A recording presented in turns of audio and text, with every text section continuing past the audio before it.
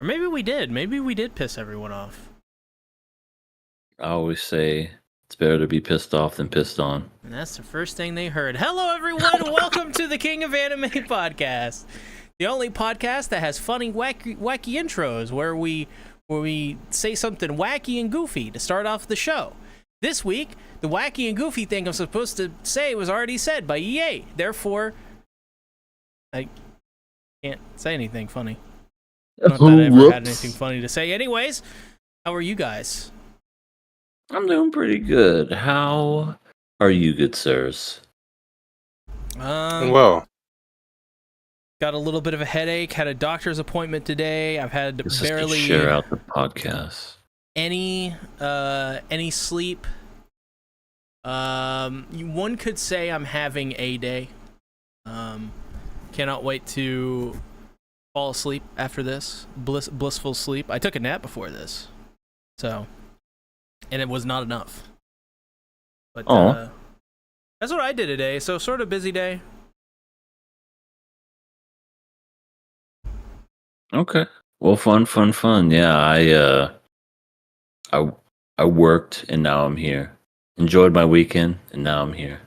I hung up my new art piece right here, as you can see. But you got high. No, I never do drugs. not without us. Yeah. It's better with friends. Yeah, me and Satsuki, we're crack fiends. We love our crack. Can't get enough of it. More of a Can't mess get enough. guy. Yeah, I'm kind of, I crush pills and snort them. I don't know about you guys. I crush pills and become them.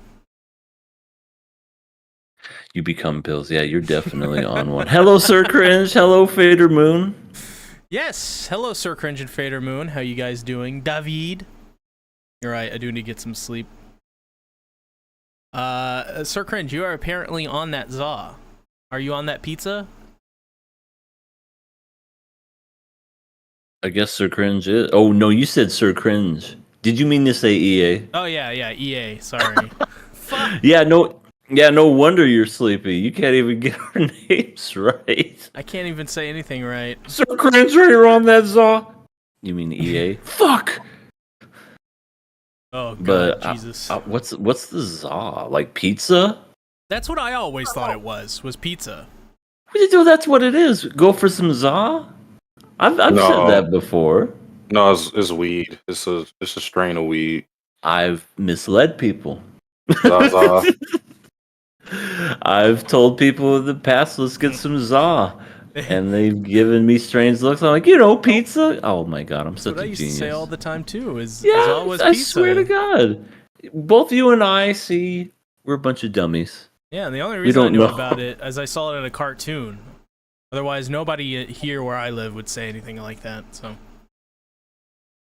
I think I heard it from, like, a movie or something. yeah, I think it was some Cartoon Network show that I heard it from. But, yeah, digressing. Anyways, this is KOA, the only podcast where we cover a bunch of new airing anime and some old stuff. So if you haven't already, leave a like, share it out with your friends. Also, we're on Patreon. You can find us over at patreon.com/King of Anime, where you get access to a bunch of awesome content you can't get publicly here. For $1, For too. $1, yeah. One doll hair. As You well, can't we have a beat it. Twitter at King of Anime Pod. Also, you can't beat that. Our tweets are also free. Yes, and if you were following us, you would know when we would be going live. Yeah, Because this is sometimes it's not on Monday. Sometimes we go crazy and do something like a Thursday or a Friday. Woo. Yep. And also, of course, subscribe to us. Bitch. That'd be nice. Yes, subscribe to us. We're at 522 subscribers. We would like to get that up to 1K because, hey, a man can dream. And we like money. Yeah. Money is always good. Here comes the money. Here comes the money. Shane O'Mac. Jerry's talking with Tony Khan Yeah, I saw that article that you posted, and I was just like, my God. What is yeah, like what is happening? What is even the world anymore? I don't know. But also, if you have any questions, we do have that's a right. little comment there. Ask us anything. Ask us anything. Nothing too cringe and nothing too Fader Moon. Just something on the regular. Yeah. I kid, of course. Ask us anything. Ask us anything. Yeah. If you don't, then we'll end the show early. So there you go. Yeah. But In fact, have a good night. yeah, have a good night because you didn't answer the first time, so we are not obligated to give you a second chance. Goodbye. Shade. No, I'm kidding. Let's go ahead and let's get into the news. The KOA The news. The little something that'll never give you the blues. Now let's get ready for the KOA. It's Miracle! The soundbite is back this week. You gotta release that as a single. Yeah, they give a 10-second single, Yeah. or 5. It's like in Demolition Man when they're all listening to, instead of like songs, they're listening to like ad jingles. Yeah, Demolition Man has shown quite a bit of the future that is present now. Yeah, I would say there's even crazy. more Taco Bell than there was in that film. Maybe. Taco Bell has truly won the fast food wars. But anyways, yes. News. All right. So the first thing we have is please put them on. Takamine-san is getting an anime. This is a sort of popular ecchi manga. Etchy. That first episode is going to you're probably going to see screenshots of the first episode. It's a series I used to read. I haven't read it in I don't know how long. It's been like I want to say like 2 years since I last read a chapter. Wow. It's all right series. It's all right. Is this a future Sasuke lock? No, I would never lock the show. He wouldn't have, it's that bad, huh? From the title of the show, it looks like you may have to. Mandatory. Please You put wanna- them on. Hurts so good. You want to know what the synopsis of the show is, or Bring like it what on. the big thing I is? would like to, Bring yes. it on. So the show is about. Well, it's not about this, but one of the big plot points in the show is that if the main girl takes off her panties, she can rewind time. I was not expecting any of this at No, all. you're kidding me. She takes off the panties and rewinds time? Mm-hmm. Okay, this is a lock. Here we go. Oh my gosh, I watch this show. I don't think you want to watch the show It yet. sounds like the dumbest. This sounds so dumb. I thought it was like some bondage anime, but it's Steins Gate with underwear. That's a good way to put it. What is this? Steins Gate with underwear and ecchi and stuff. Oh, and to answer your question there, Fader Moon, asking for a friend, please put them on Takamine-san. Takamine-san, excuse me. You have been Wow. warned, David. Is that his name? David? David. Fader Moon? I call him Or like David? I call him David, like Raul That's his name? Menendez Oh. does. Like calls David Mason. David. Okay. I guess the other interesting thing, and it's not really about the series, but I guess with the mangaka, it's an ecchi series. I don't know if it had nudity in it.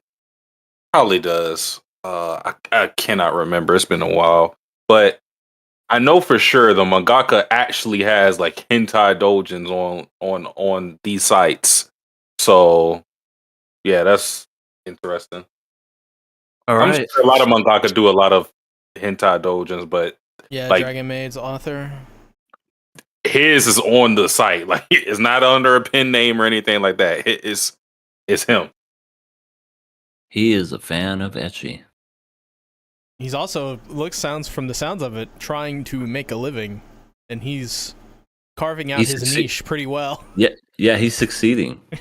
Sometimes you gotta give the people what they want, and then just go for it. I didn't write this down, but since we're talking, since this is a better segue into the next thing. So the mangaka of Black Lagoon, I do not have their name in front of me right now. It is Ray something. They put a tweet out today where they basically credited their hentai doujins and said if it weren't for their hentai doujin selling, they would have never came out with Black Lagoon, which I thought was interesting. Very interesting. There you go. Black Lagoon. And they also said that they wouldn't want to do any hentai doujin of like Black Lagoon characters. They wouldn't want, or specifically they said they said they didn't want to put it out. They smell like cigarettes because they didn't know how the fans would react. I could actually read the tweet, at least the translated tweet, which may not be totally accurate. You kidding me? I feel like a lot of people would go crazy over Revy. The tweet reads, I wouldn't say I'm 100% sure I won't draw any self-erotic Black Lagoon drawings, but I probably won't. There are probably people who don't like them, so I'll just keep that kind of thing in my desk drawer. So, guaranteed, you get a hentai Revy, it would sell like hotcakes. I mean, they probably already sell like erotic figures of her. Mm-hmm. So that usually happens. What I've noticed in Japan is they don't shy away from doing 18 plus stuff in very subtle ways. You have to be paying attention to spot it. Well, other than that, this is something that you could attest to more, EA. Yeah. You want me to read it? Yeah. Okay. Well, for those that may have missed it last week, I was over at the International San Diego Comic-Con. Had me a wonderful time. Come to find out that apparently there was human trafficking that was going on. California Task Force arrests 14 human trafficking in a San Diego Comic-Con sting. And yeah, they saved some people's lives at this fucking event. And it's just crazy to think because, like, I went there, I never would have thought twice about something like that. But it's just like, you know, San Diego's kind of like close to the border of Mexico. I know Mexico kind of, you know, has that problem with trafficking and everything. But yeah, it's just crazy to think that that was going on while I'm over here with my son and my girlfriend going, oh God, it's so great. But yeah, it's like out of those three, you're the kid. yeah, I know. I'm the kid. My son's just like, God, Dad, he's so embarrassing. No, but son, look, oh my God, look. I know. I swear I was.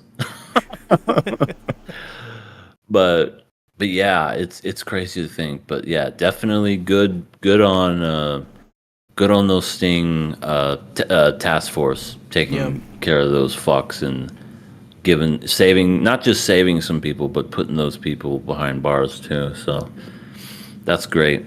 Yeah, human traffickers are scum.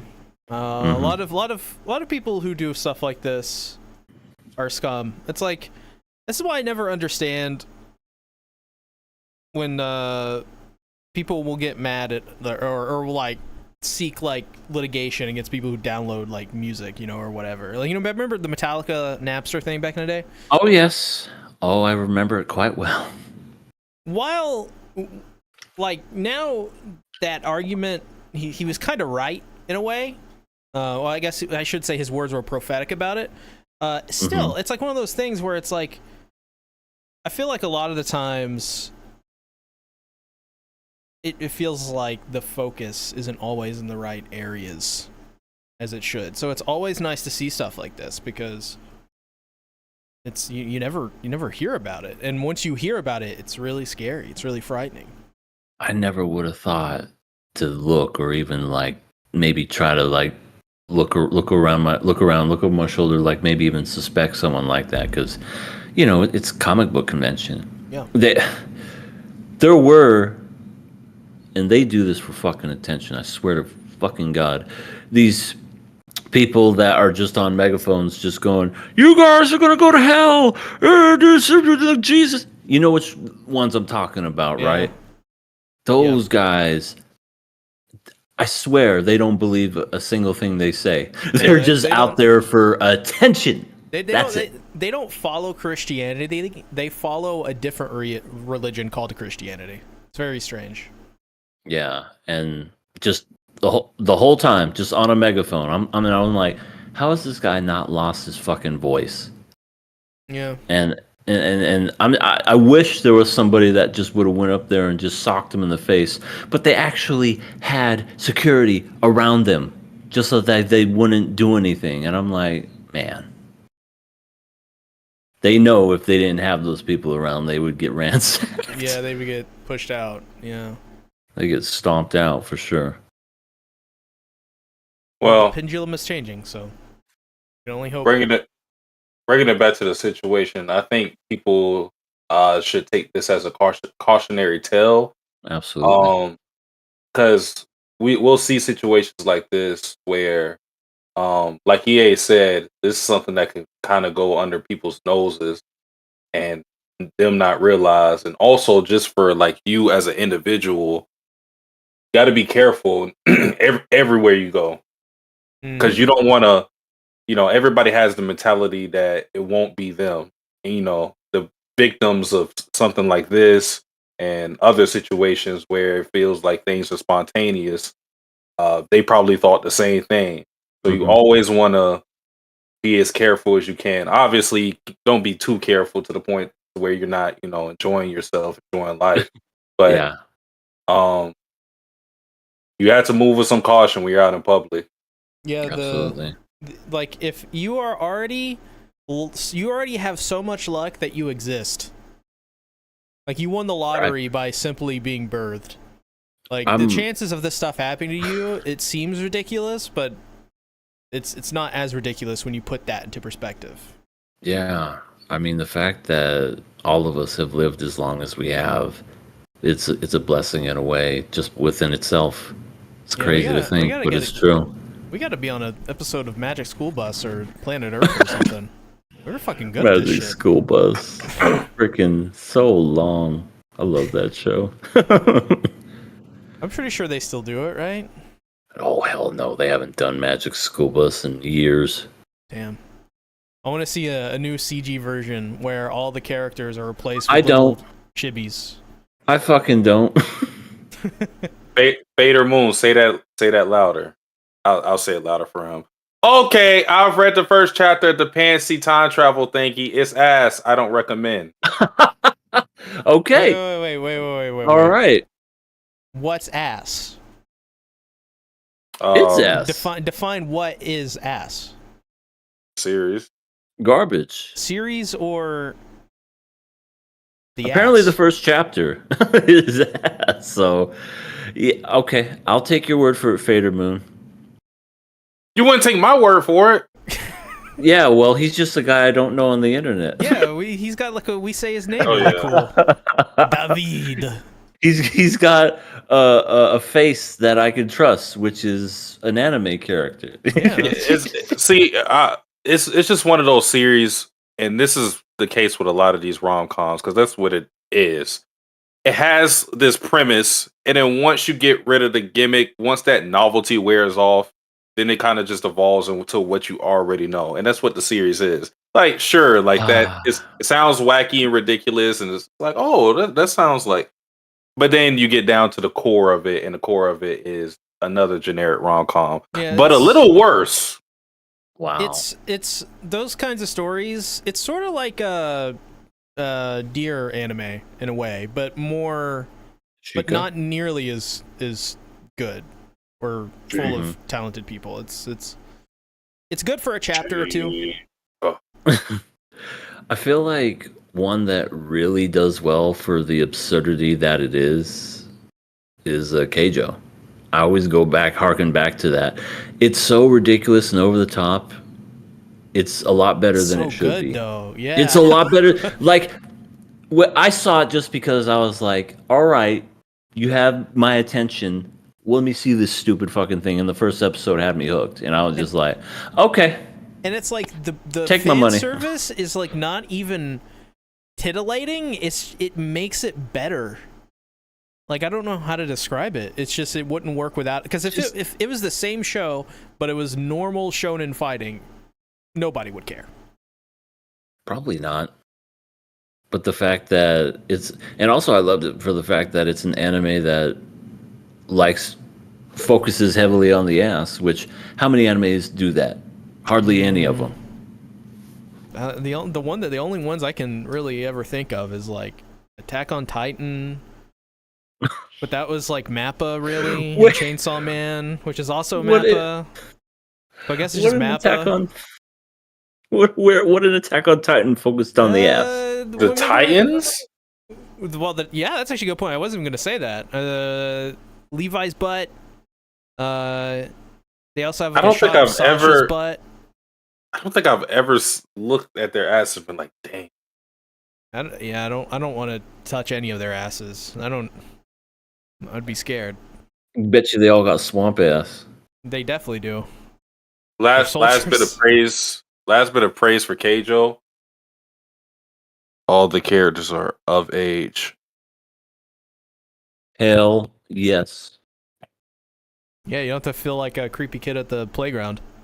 Yeah, Or a they're creepy all adult at the playground, I should say. they're all out of high school and they're adults. Yep. Your body is very well balanced. Like it's very easy for these series to just not be in a high school. Yeah, like 80% of them are. All right. Next bit of news is Girls Remix. Band Cry is to receive an official English release, so we'll be able to buy it. I don't know if they're going to put it on streaming though, which is still weird. So if you want to watch this series, you gotta go on the sites. Is this You got to Satsuki sail the seven seas. preparing KOA viewers for a future knockout No. club? Oh damn it! God damn it. I'm not doing bands. Girls Band Cry, not We could- yet. We could do like a special like Girls Patreon. Band Cry and D4 DJ, because both of those series are very good. Oh yeah, Well, you're D4 the DJ 's really one good. that told me about D4DJ. Yeah. And D4 DJ has a lot of rewatchability because the English dub is like very unique. Mm. It has Didn't you say the girl who does the same character both in the Japanese Yeah. and English? Hmm. Yeah, there's a character that does that. Yeah, that's And right. she You doesn't did tell sound me half about bad at all. that.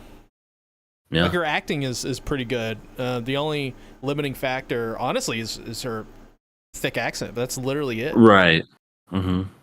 It's kind of well, that's from my memory. I watched this about a couple of years ago with a friend.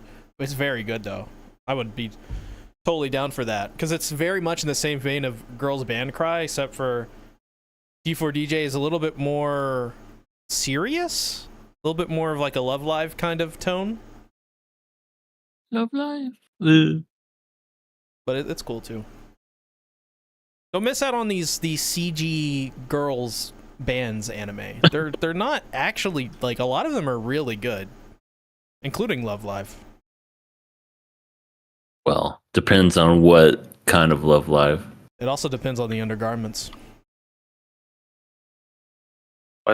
Huh? You guys don't remember Depends? The undergarments? What? Oh my god. Ah. Oh god. Depends. When you get really old. On to next news. Oh my god. Spice and Wolf, as you'll find out, has been delayed until August 12th. So there's no episode 19. Goddamn. Hey, what happened to Boo? Where's Boo? You stink. See? How dare you get rid of we it? had to remove it, remember? You didn't have to remove that one.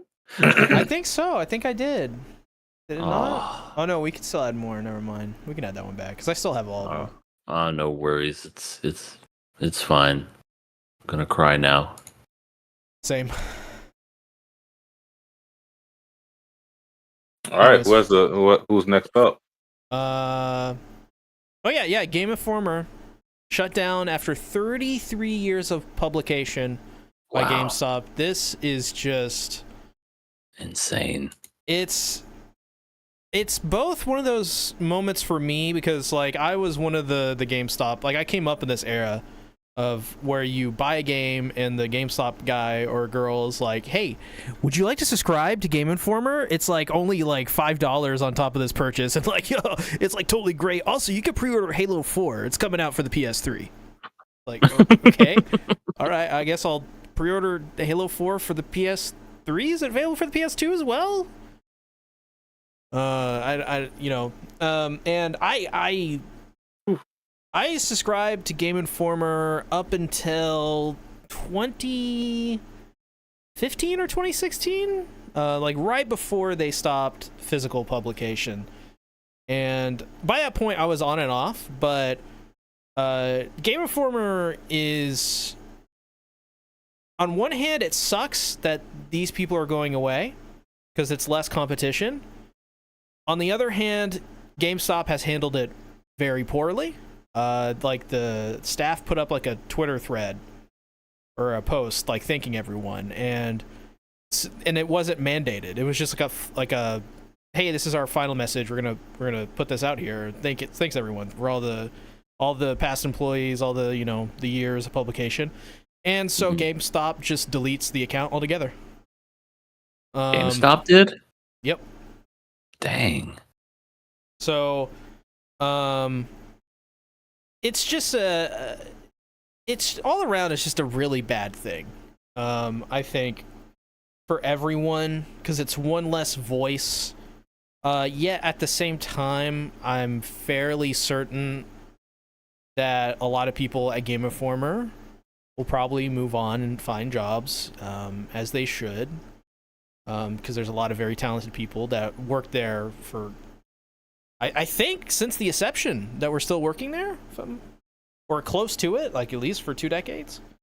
I haven't really looked into it that much, but yeah, it's just one of those things where it's sort of like it sucks, it's going away, but it's also one of those things where it's like it's time to move on. It's been 33 years. This was just it had a great run for 33 years, I would say overall.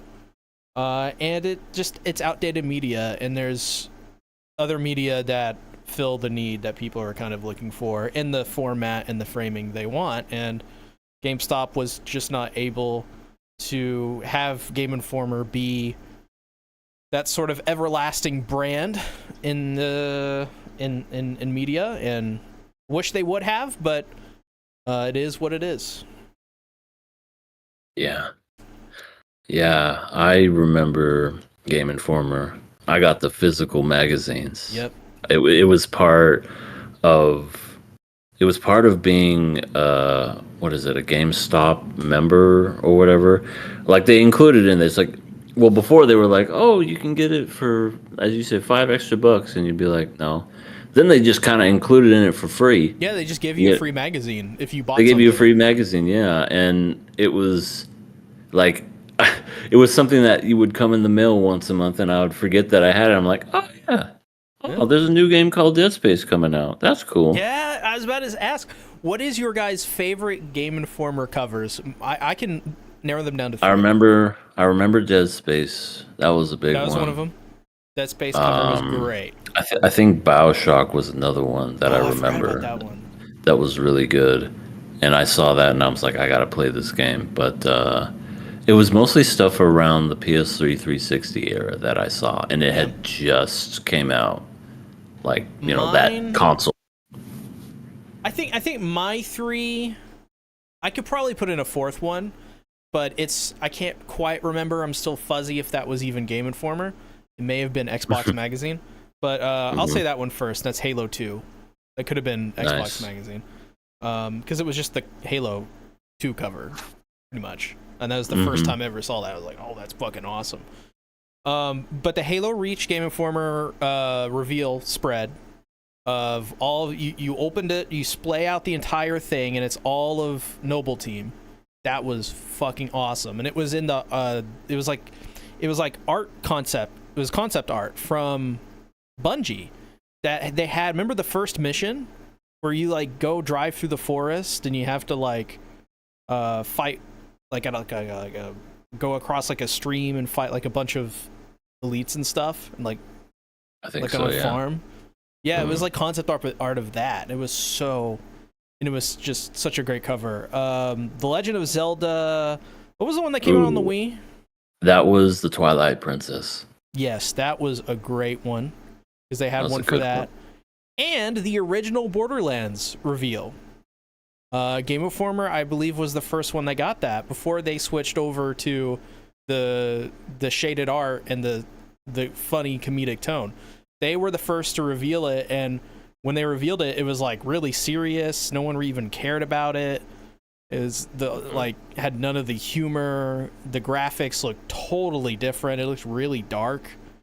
So that's one of my favorites for the novelty, not really of the cover, but of the fact that it was like 2 years before the game came out or something like that, a little less than, and just totally different game from what would come out less than 2 years later.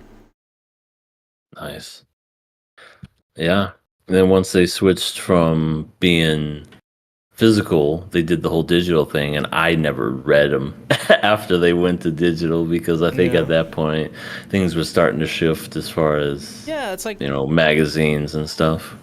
Like they should have had like a YouTube channel, like an IGN. Oh, I agree. Yeah, like kind of IGN. Mm-hmm. They made did, but it wasn't very good.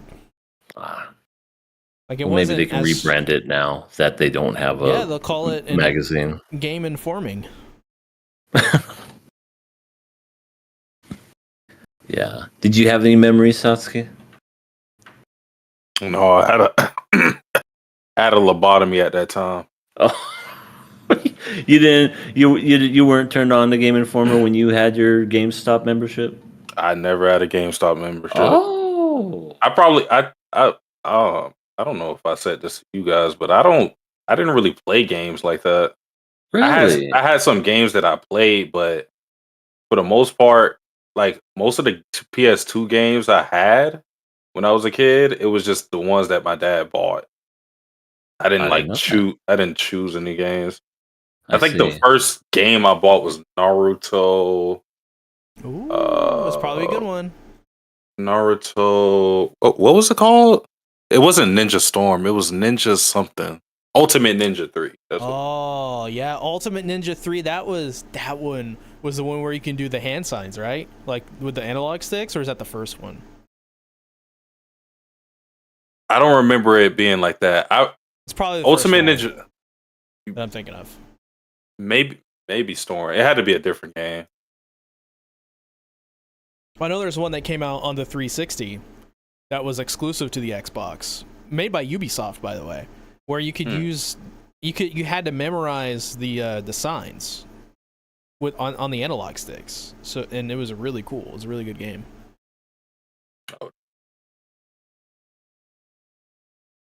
Satsuki, were you one of those people that threw out the covers for games once you bought them? Throughout, no. But probably misplaced, yeah. I was lucky enough because the N64, they came with the actual boxes, and there would be some people that would throw away those boxes, but for some reason, and I'm glad my dad said this, he was like, "Don't throw away those boxes. You gotta keep them." And I was just like, why? What's the point of keeping them? But now I'm glad that I did because that's a relic. That's something you could never get back. It's funny because you're both not wrong for throwing it away as a kid because, yeah, it's like just a box. But who knew that 30 years later, these things would be, worth hundreds of dollars. I know. I had no idea. I mean, who would at that point in time? Who knows anything as far as value of anything? Nobody knows. Yeah.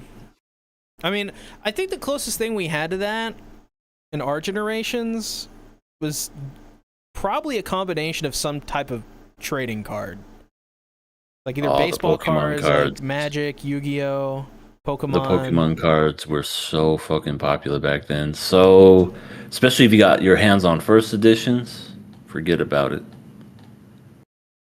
Well, so much. Let's go ahead and get to the last news topic before we end up talking 8 hours. Hello, Trayvon. Welcome in. Trayvon, what's up? My Hero Academia ends with chapter 430. I read it yesterday. I caught up about 5 or 6 days before. And I don't know how other people have reacted to this. I don't know if EA's read it or Satsuki has read it. Nope. Satsuki, you said something about it, but I never read it. I said something about something? My Hero Academia. Yeah, you said about the last chapter of My Hero. Oh. You read it?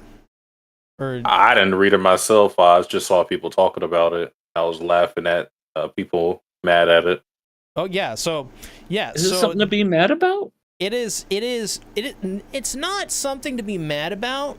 It's not like an angering kind of ending. It's like one of those, are you kidding me? This is the best you could do? This is the best. They held hands. From what I gather with people talking about it, it's not like... Oh my god. It's the joke, you are now My Hero Academia? They did that. They did the You Are Now My Hero Academia. This has really been My Hero Academia. Rolls credit. I don't want to say anything more than that. Like, I don't want to spoil it. But like you know how they're like, we're like some kind of like a vendor or something like that. Like, I guess you could say that we're like My Hero Academia. What are we, some kind of Suicide Squad? Oh my god. Yeah. So bad. Yeah, it's literally... You could say that we're the Avengers. The final chapter is one of the most mundane final chapters I've read in recent history. It's so mundane, my first reaction literally was, when's the next chapter? Well, that's not good. Wait for the epilogue. I don't think there's going to be an epilogue. I think it was the epilogue. Well, 430 was the epilogue. There's going to be an epilogue for Nagatoro, though. Bro, and oh my god, they did so many characters dirty. My Hero Academia's ending. It's like one of the most fumbled, confusing, visually really fucking awesome. It's another one of those like JJK kind of things where it's like, oh, the art is so good. Or the fighting is so good, or whatever. It's hard to like go too hard on it, but yeah, it's honestly, I don't recommend to even read this series or watch it. This is the ending, and it's not just from the last chapter. It's just there's no point. Like it's kind of like just watch like season 2, 3, and 4. If you really want to watch it, don't read it. Those are good seasons. Yeah. Watch like the Star and Stripe stuff, because that was cool, even though ultimately it was literally pointless. There was literally no reason for that character or that fight. Just like there was literally no reason for half of the things that happened in that final arc of My Hero. I mean, it's just totally underwhelming. He did not...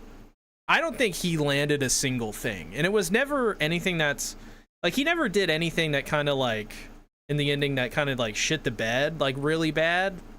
It was just all kind of, like, the safest, like, options that you could possibly think of. Just so bland.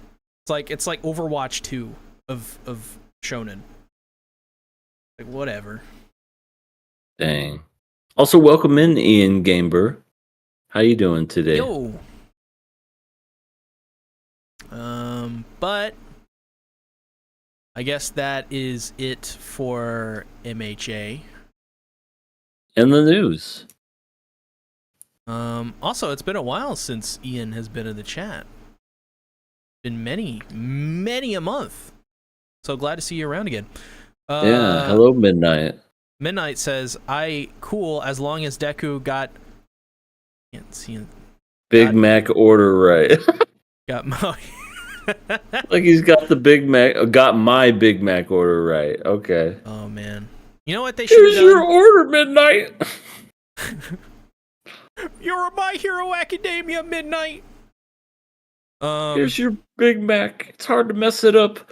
Here's 2 your old beef burger. patties, special cheese. You know what Fuck, they I should have fucked done? it. They should have What? removed in My Hero altogether. And I've talked about this with Burb, and I don't know if I can't remember if he disagreed with me or agreed with me or not. But we were like, hey, they should just take out One for All completely. One of the most pointless characters, literally went nowhere. Like a total distraction in the plot.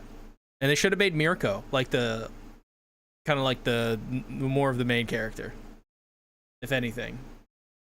I ain't gonna complain with that. Because Mirko is the greatest thing about that ending. Mirko's fucking awesome.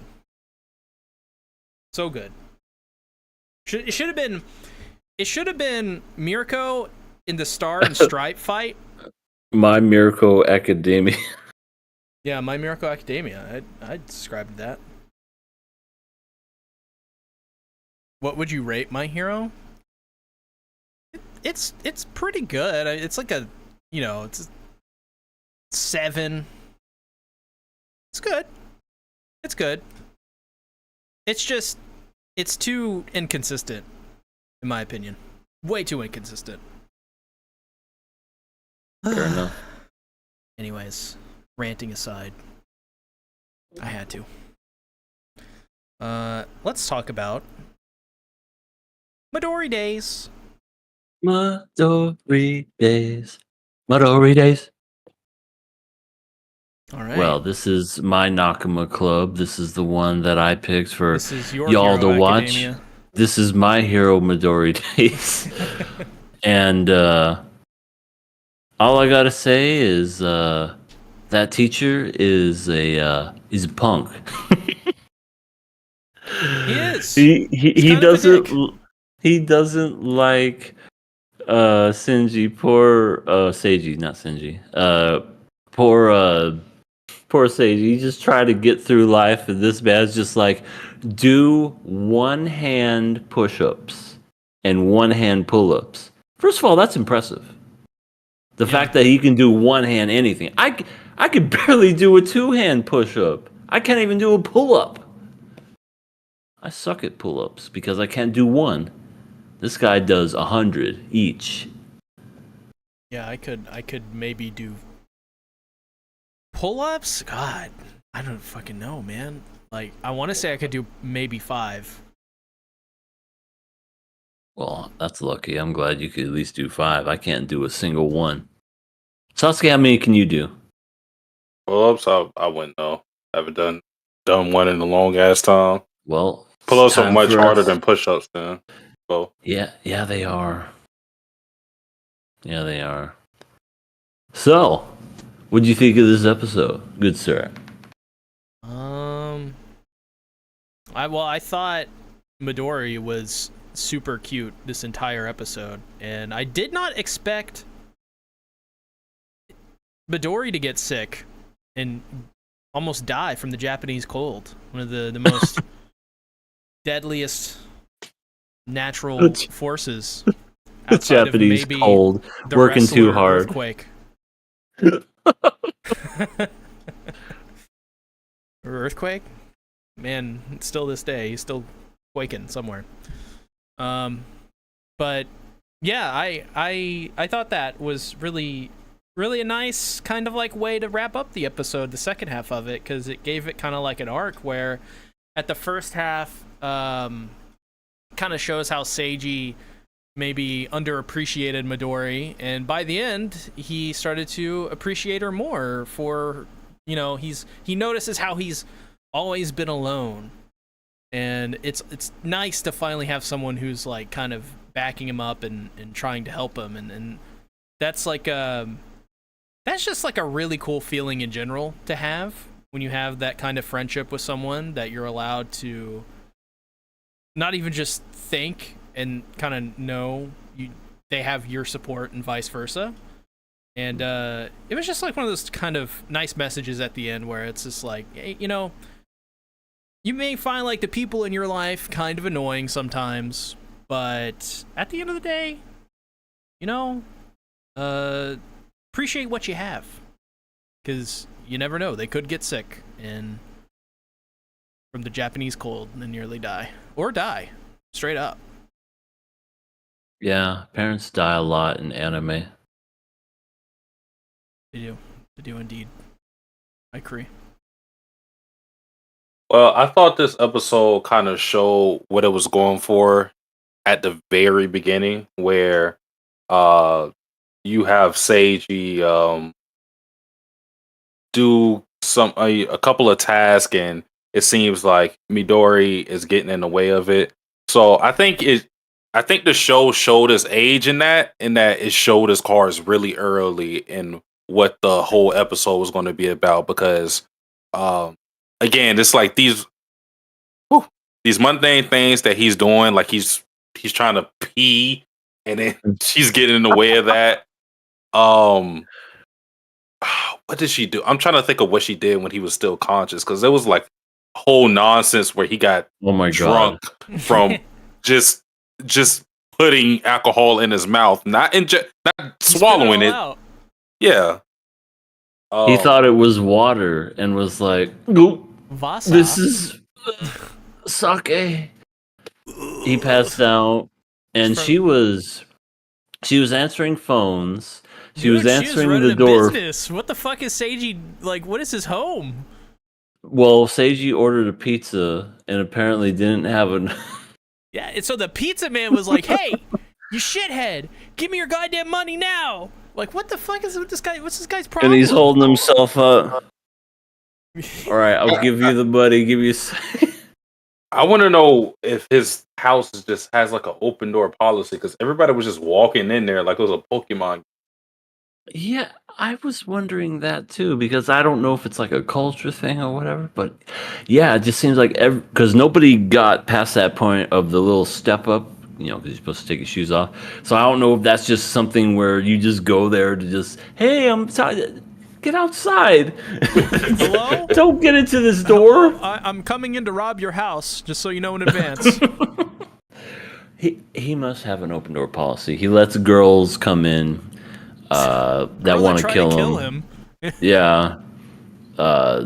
Sister walks in unannounced. Fucking pizza guy. I understand the pizza guy, but then there was one person. They were like a salesman. I don't know what they were trying to sell, but they were trying to sell like carpet or something. I don't know. Is Seiji's house literally the New York Stock Exchange? It must be. But the funny part was when the lady that was selling everything, Midori, with all of her strength, was trying to hold him up. He falls, has a gash in his face, and is bleeding, and he's just like... Weekend at Bernie Sanders. It's literally what it is. Weekend at Bernie's, but with Midori controlling everything, trying to be the character. And she just was like, ah! Right away. Dude, Red Letter Media's review of that film is great. Definitely check it out if you haven't already. Yeah, their reviews are pretty good, especially when he does the voice of when he does Mr. Plinkett. This movie is worse than my son. No, not that son. I'm gonna shoot myself. I'm gonna shoot myself and let you watch. Okay, that sounds good. Let's go. smiling friends. But yeah, he absolutely just had all this stuff going on as he was passed out. This comes into question the whole Midori strength thing again. Can't hold an egg, but can lift up an unconscious body with just her arm It's or very his arm. convenient.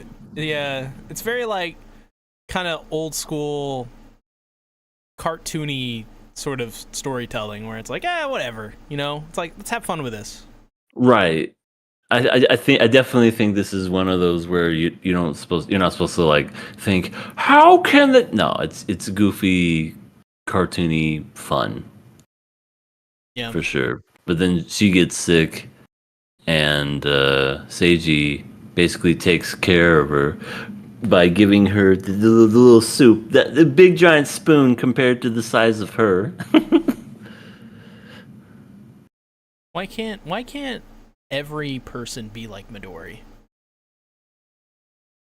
What a saint. Yeah, if everyone was like Midori, the world would have zero issues. Or should I say, try to hold your pee-pee as you go to the bathroom? Let me hold that.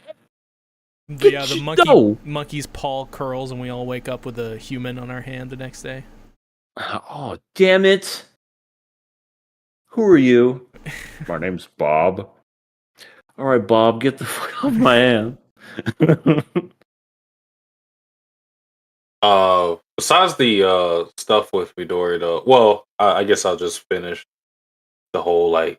So after she's showing herself to be a burden in some instances, but obviously that's not totally the case.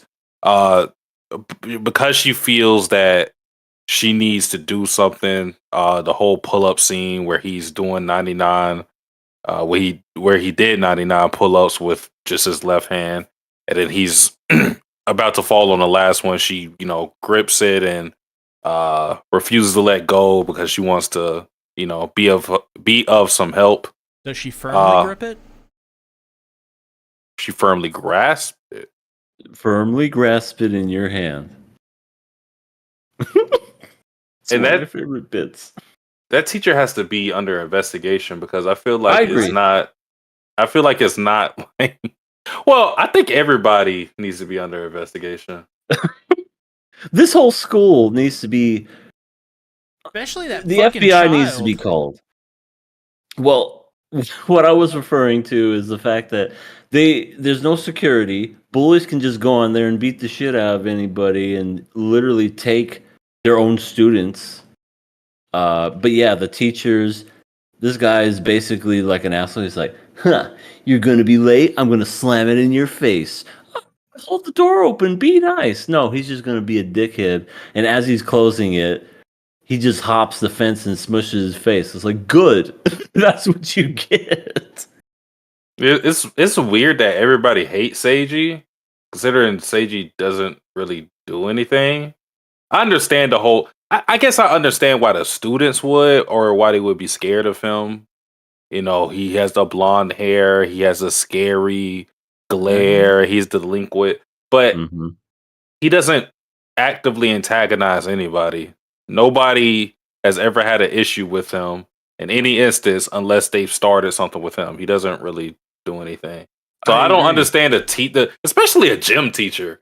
Maybe it was a math teacher, like, oh, you're sleeping in my class, or you don't take things seriously. Why does a gym teacher have beef with this guy? He has nothing else in his life. He only has making fun of Seiji to look forward to in his school because he's alone.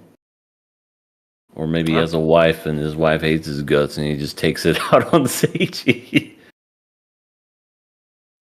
Maybe he's just got it rough. Maybe he sees a little bit of Seiji in himself.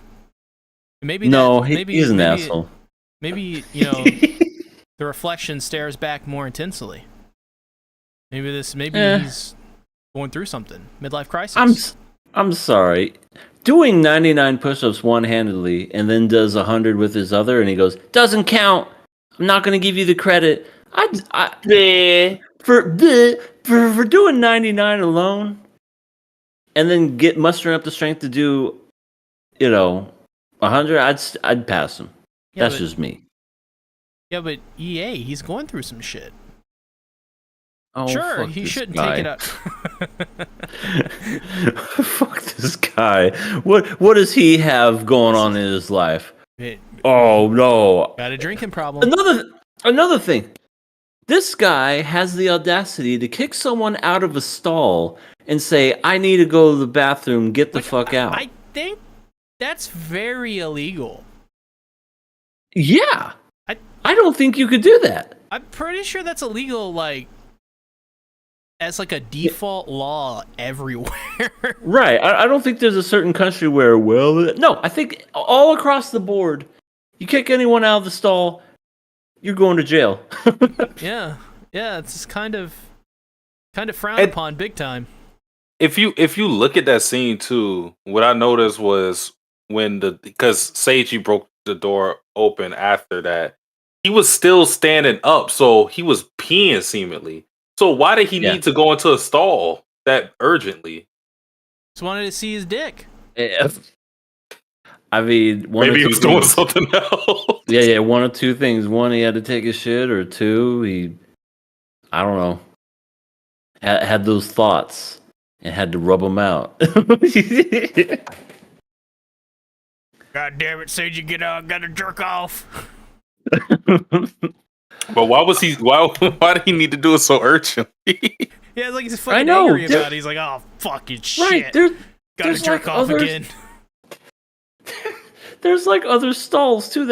There was like 2 empty ones. I assumed they were empty. I think they were broken. Penis. They had signs on them.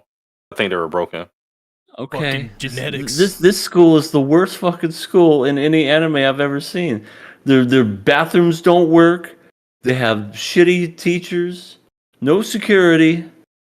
I mean, you can make an argument and say at least when it comes to Fate Stay Night, that shit happens after school.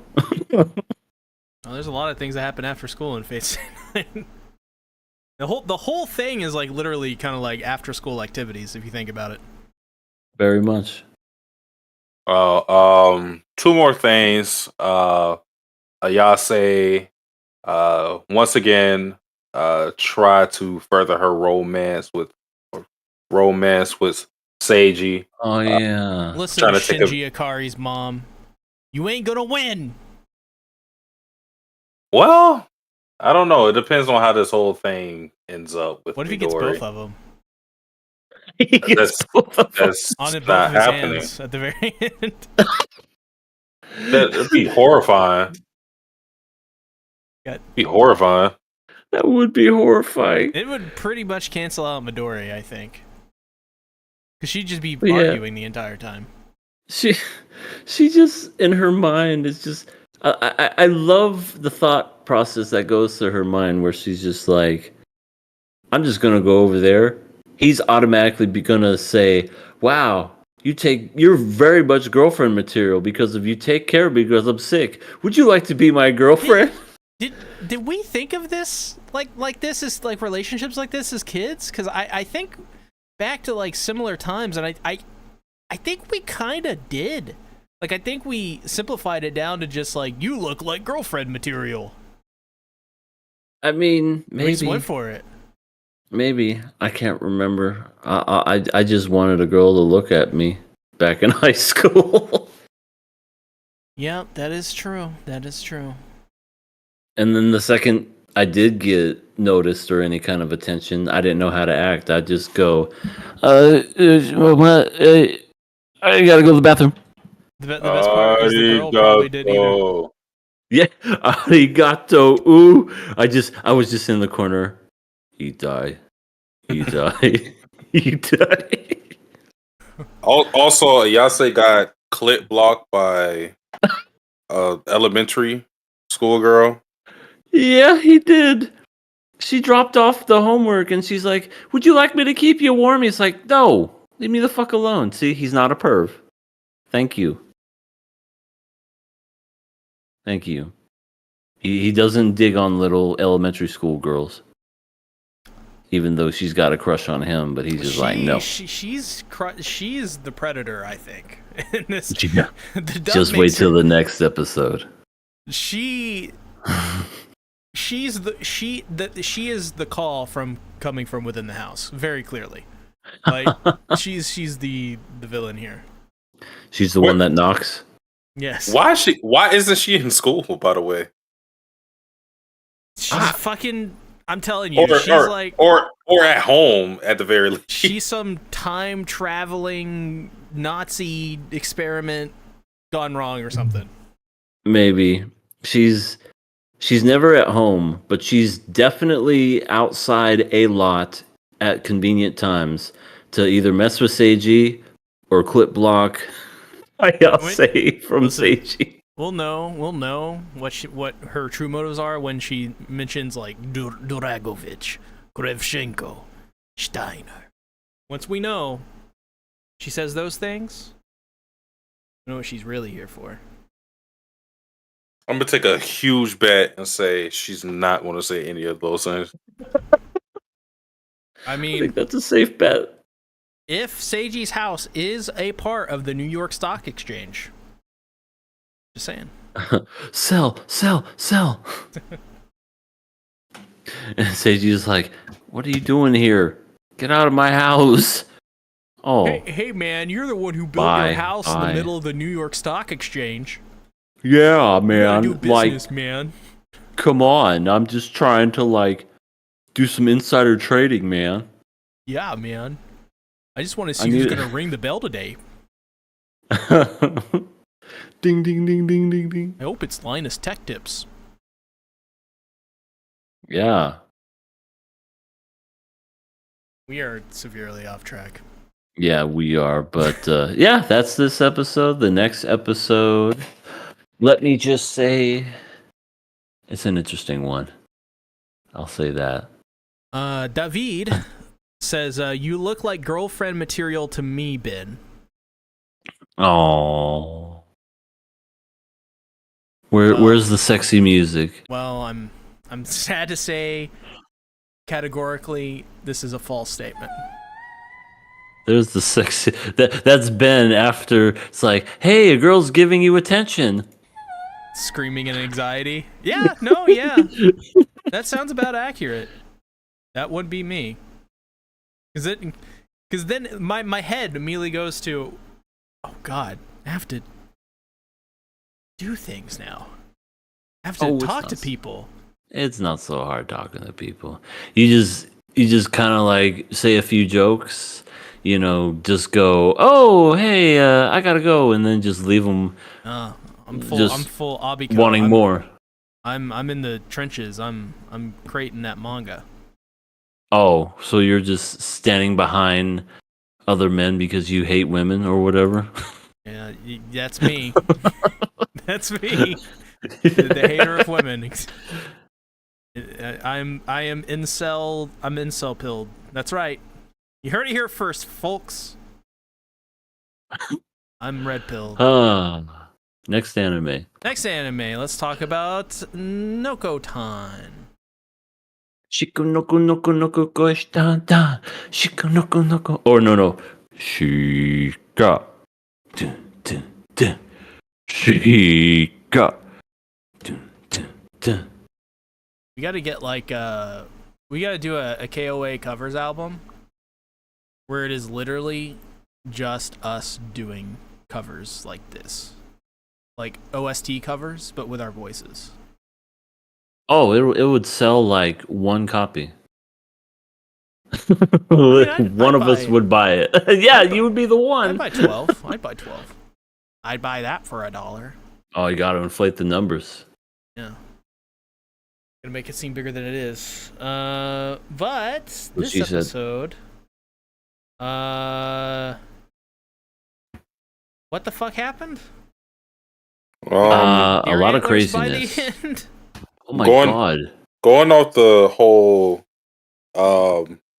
schools that need to be investigated. I don't think the school needs to be investigated. I think the school needs to be demolished.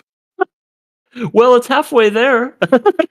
Not like a 20%, but it needs to hold everything. Every building needs to be destroyed. I don't understand what the fuck goes on in the school because they already allow deers to just roam the school now. Yeah. Classrooms, outside, in the build, it doesn't matter. But now they also allow other kids from different schools to wield tasers. This is like an AI simulation. One of them had like a fate stay night weapon. And then another had like a spike bat. Yeah. Spike bat, a swinging chain fucking thing, and yeah. This is not a school. They're not learning anything. Koshi fought them all by herself, but then Nokotan's like, "Here, use this." She's like, "What the fuck am I gonna do with that?" And I pissed my pants. So fucking stupid. The whole thing, the gym exploded. Thankfully, nobody was in there. And the slow motion, Shika. They're all in pieces, just going up in the air. Nokotan's like, it worked. It's like, she's like, you got blown up too. But then there was like a news article, like literally seconds later, about the gym being destroyed. Yeah, so we don't know how this happened exactly, but we know that this girl has something to do with it. But it's all right because she's the student council president. Yeah, they didn't even care. They're just like, oh, she's so beautiful and just great at everything that she does. We'll get it fixed. We'll get it fixed. It's gonna take us probably the whole school semester, maybe even the whole year, but we'll get it fixed. Yeah. So that happened. Even before that, like the whole setup for it was the love letter. Yeah, that's one thing. It's not an aspect I hate about the show. It's just that it's really predictable sometimes. Where like when you see the love letter, I went, it's not going to be a love letter. Mm-hmm. Whenever they hold on for something for so long, where you're expected to think a certain way, and then they don't reveal it for a while, I'm like, okay, it's obviously not going to be that. So, I didn't exactly predict it was going to be a letter of challenge, but I was like, yeah, it's not a love letter. Yeah. But there was a funny there was like a funny fourth wall break where Nokotan was saying that because she checked her locker room, she didn't get a love letter. She was like, I may not get any love letters, but I still get fan mail from Kodansha. That's the other deer, right? No, that's the company. Like anime company. Company. That went over my head. I missed that one. That's funny. She gets love letters from Kodansha.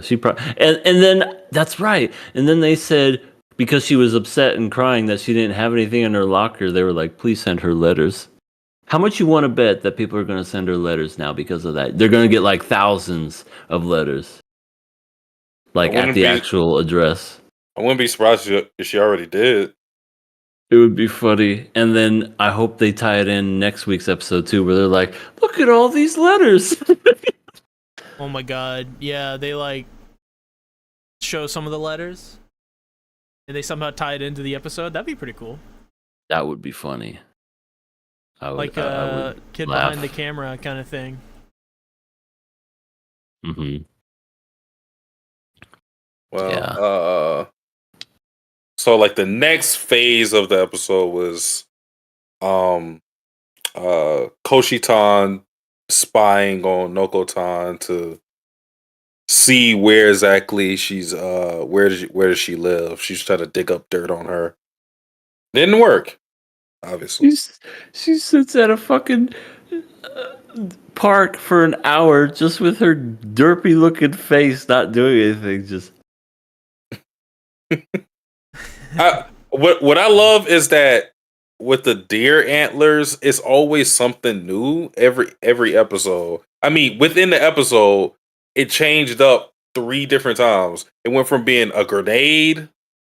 Uh, actually, it can't.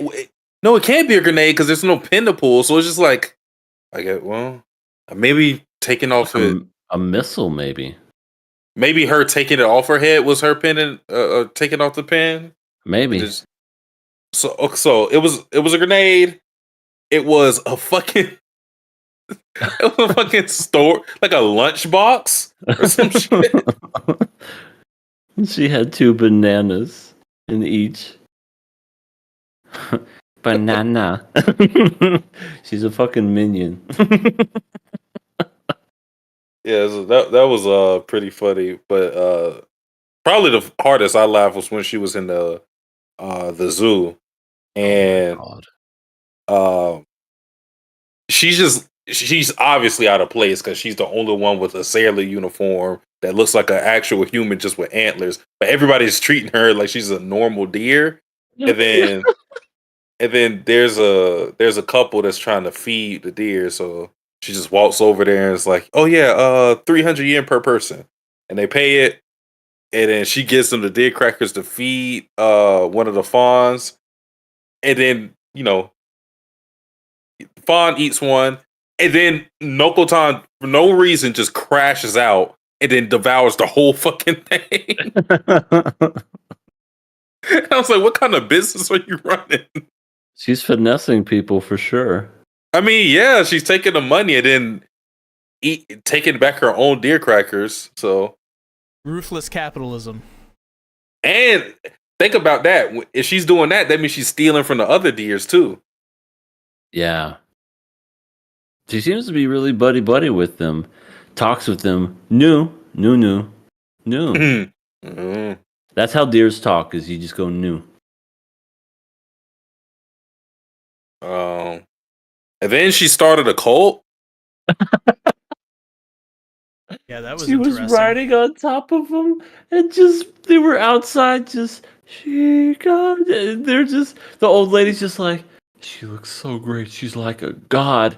And I love it how Koshi's like, who are you, old lady? What are you talking about? Yeah, she has some followers. Man, no wonder she has people that want to be like deers. She has like some kind of allure about her.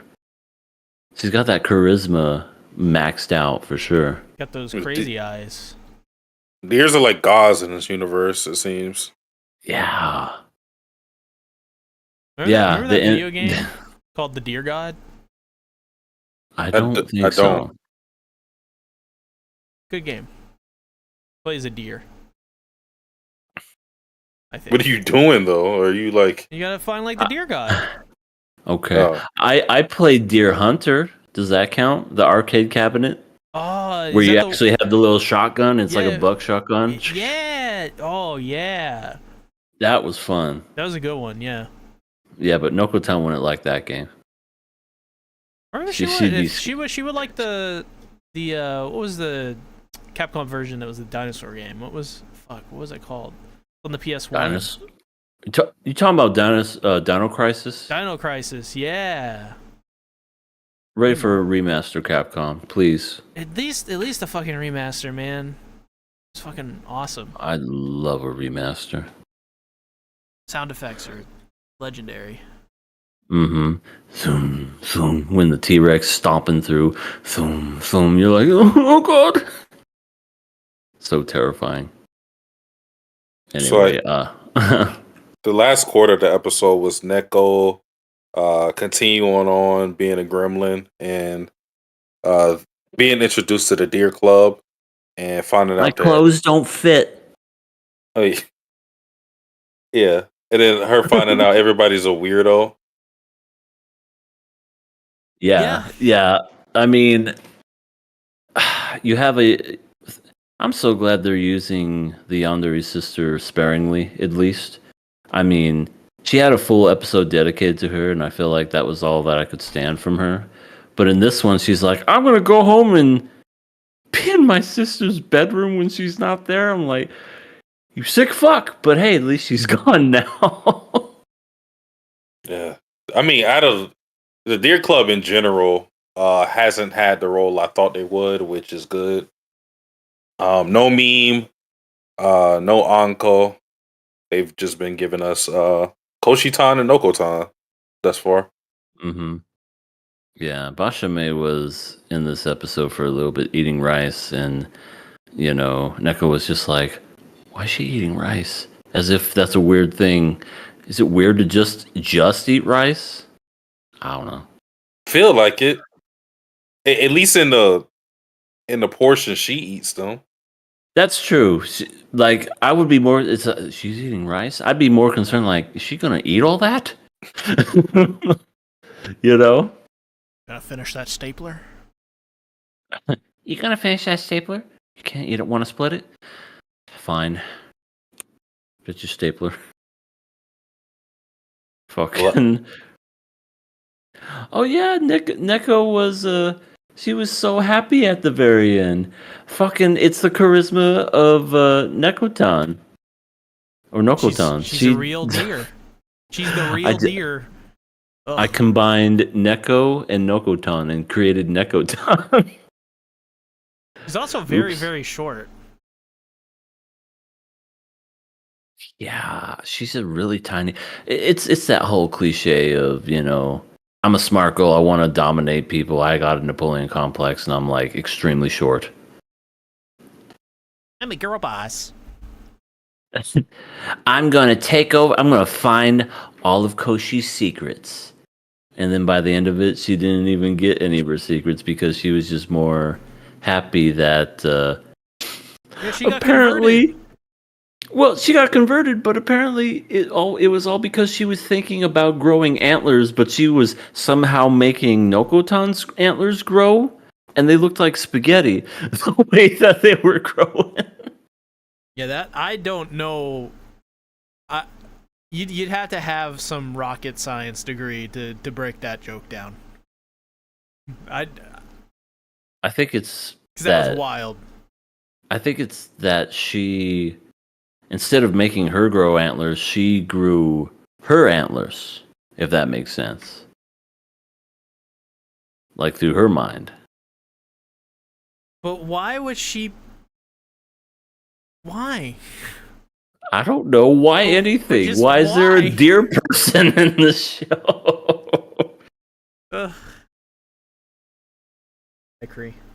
It's the many mysteries of the universe, and we will not know the answer to it, unfortunately. This show is a mystery. Just like that it is. Evolution. New. Anything else about the episode, though? Yeah, that's it. Yeah, pretty simple. All right, let's go ahead. No Spice and Wolf this week because delayed because of the Olympics, which I've seen a lot of Olympic stuff this year. It was apparently really good this year. The main thing that I've seen about the Olympics is the fucking memes about the guy looking like a hitman from Turkey. That's the biggest one that I saw. And he's just like some 50-year-old guy still. I love it because, like, you could look it up and see who won. This guy got second place. He got silver medal. And I feel like this is one of the few times where the silver medalist will be remembered more than the gold medalist. All because I didn't even know this was a fucking sport. I was telling my girlfriend, if this is a sport, dodgeball needs to be a fucking Olympic sport. I'm telling you that right now. The people put these things over their eyes and they got these little scopes doing this shit, all that. And I'm just like, what the fuck's going on? You just see old Turkey man over here. He's definitely a retired assassin. You can't tell me otherwise. He's a retired assassin. He's got a nice full head of hair. He's probably in his 50s. He's just like, I must kill you. I will do it silently. Or whatever his accent is. And, he shoots it. He's just like, I can't make it look suspicious. We must get silver medal. It's just something like that. He's like Akira. He's like the Fable. Fucking A. That man taught the Fable all he knows. You know, he taught Akira everything. That guy, whoever he is. That's amazing. That's amazing. But I also saw the guy, the biker guy, that like finished a whole minute before everybody else. Like he was first place, and he just did like a pose at the very end. That was like super cathartic to watch. But yeah, also there was like a performance from Gojira that I saw that was pretty cool. But let's talk about Oshi no Ko, the other Olympic sport, which this was the Olympic sport of two teenage girls yelling at each other. You could say a cat fight. You could say that. You could definitely identify it as a cat fight. I learned so much about Akane this episode, maybe more than I should have. I did as well. This is another thing about this show that I sort of don't care for, and that's the whole like waifu shit. Like I don't need Akane to be a murderous yandere girl. Like she's a ride or die. She's a ride. Just say like she does.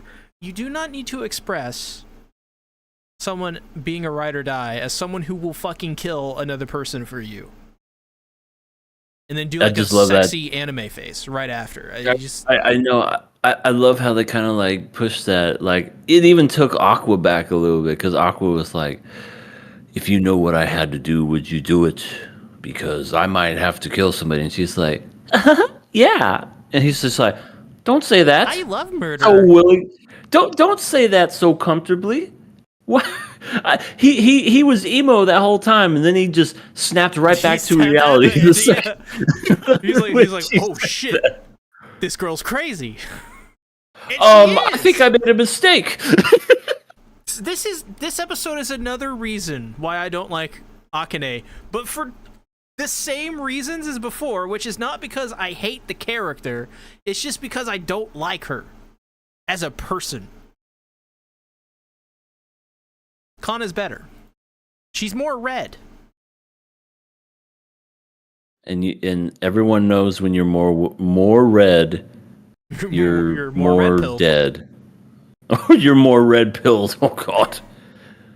And as we've established in this episode of KOA, very clearly, very obviously, I am very red pilled. Yes, everyone knows that. Everyone knows. They call you old red pill C tactics. Yeah, they call me red tactics for all of my red pilled mantras. Oh my god. One good thing about Akane, other than, I mean, taking away the fact that she's a ride or die, she can cook. Yeah, she's like a very talented lady in general. She can naturally gifted at many tasks that are just very helpful, like normal day-to-day tasks. Like if she were like, she would be the man of the house if she were a house owner. Absolutely. She'd be fixing everything. Yeah, she's doing good in that regards. And Kana's still more red. Yeah, kind of red and shit. Speaking of shit that's weird, hey, Ruby has a friend that was getting sexually harassed. Yeah, Pink by a man, by an adult. Hey, Pinky. Yes, Pinky, come here. I want your digits. I'm a creepy hot guy, so this makes it okay. But the other guy, I give Mel credit. At least he was trying to like help her out and everything. And what does he get for his troubles? You're a shitty actor. You're dumb. You know what you are? You're stupid. You're an idiot. Dumb face. I hate you. You smell. Jinx. Totally locked up on that one. That was great. That was. Someone clipped that. But yeah. I know Sasuke's got a lot to say because he's not saying anything. He sounds like he is ready to either love Akane Or Well, I don't know. Kana? I don't know if it's that. I think he just has something that he wants to get off his chest. And usually when it's quiet, he wants us to sing all the little stuff and praises that we want before he goes, well. That's what I think is about to happen. Yeah, we're basically just like, yeah, Oshinoko, this episode pretty good. Satsuki is just like, shit. It's really bad. The people in the chat are like, let him cook. And yeah, I love that. I love that about Satsuki. He'll like literally get on a point on a topic or whatever, and he'll be explaining something that's totally diametrically opposed to your opinion. And by the end, you're like, well, he's got a point. Maybe this is actually kind of shit. Well, I do hate my life now. You're right. Y'all make it sound like I could convince someone to commit suicide or something. No. You could definitely convince somebody. Aqua, that's for sure. Yeah. Well, that would be easy. That's not that hard. Yeah, I would say I think somebody could accidentally bump into him, and they could accidentally, not even by choice, convince him to commit suicide. Probably a good majority of the cast, Satsuki could probably do that. Well, this is it. Because the big thing in this episode, and it wasn't everything to it, but at least why I saw this episode talked about, because I saw a screenshot about it before I watched it, and it was a Kane screenshot. So like that was the major thing that happened in this episode, and I was struggling to figure out my feelings on that scene because I don't think it's inherently bad, but when I just saw the screenshot on Twitter, my reaction wasn't, damn, Akane is a ride or die. It was more like, oh, brother. And I kept trying to figure out, why do I feel like this? Because it's more than just like, because I've already expressed that I'm not really a fan of Akane, and the romance in the series. It's not that though. I think what I don't like about it isn't anything to do with the show, but more so that people use that to kind of add fuel to the whole, what C was talking about with the whole like a waifu thing. Like, oh, look at that. Akane, look, she's willing to do this for Aqua. When obviously there's more nuance to that. And maybe that's what I didn't like about it, is that the nuance of that scene is going to be lost in the whole waifu war thing, and it's going to be used as an agenda for Akane to be over Kana, because it's like, oh yeah, look, she's willing to murder this guy for him. It's power scaling, but for like romance. Yeah, but for weebs. But the reason why that scene came to be is obviously out of gratitude for what Aqua did for Akane, which he saved her life in a way, so she wants to return the favor. I do think it goes a little extreme when she goes like, yeah, it doesn't matter if that person's a good person or if you're a bad person, I'll do it. I understand what they're going for. Like I get it. And they, at the very least, they made Akane self-aware and go like, yeah, she's a little warped, so that's why she feels that way. I feel like they didn't need to. It's the whole hint of sexualization in it, and it's not that I care it's sexualized, because I don't. It's just I think there's a different way than to get from that scene that by the end that she's hot and crazy. Because that's kind of what I felt the scene left me with, was she's kind of hot and crazy, which to me isn't like, if you want to get like really show a character and how warped they are like that, you just leave it like how the line left it, which is, I'll kill anyone. And just a little serious kind of tone, and that's it. It's subtle. But it felt a little too obvious, and I think you're right, Tati. I think it's because of the waifu shit. I think that's why it's in the show, and I think that's something that Oshinoko is both good at and bad at, is that it can hide pretty well. The fact that it's like a show trying to do three things at once. It's trying to be a murder thing. It's trying to be a dating show, but like it's also trying to be like show like the artistic merit of anime and manga and the industry of entertainment in general. And it's like a bunch of different things. Mm-hmm. And it's really good at, I think, balancing that. But I think at some point something has to give. And I think it's probably going to happen later than sooner, because so far season 2 has been great, but I think it definitely does too much stuff. It needs to less romance, less hot sexy stuff, and more.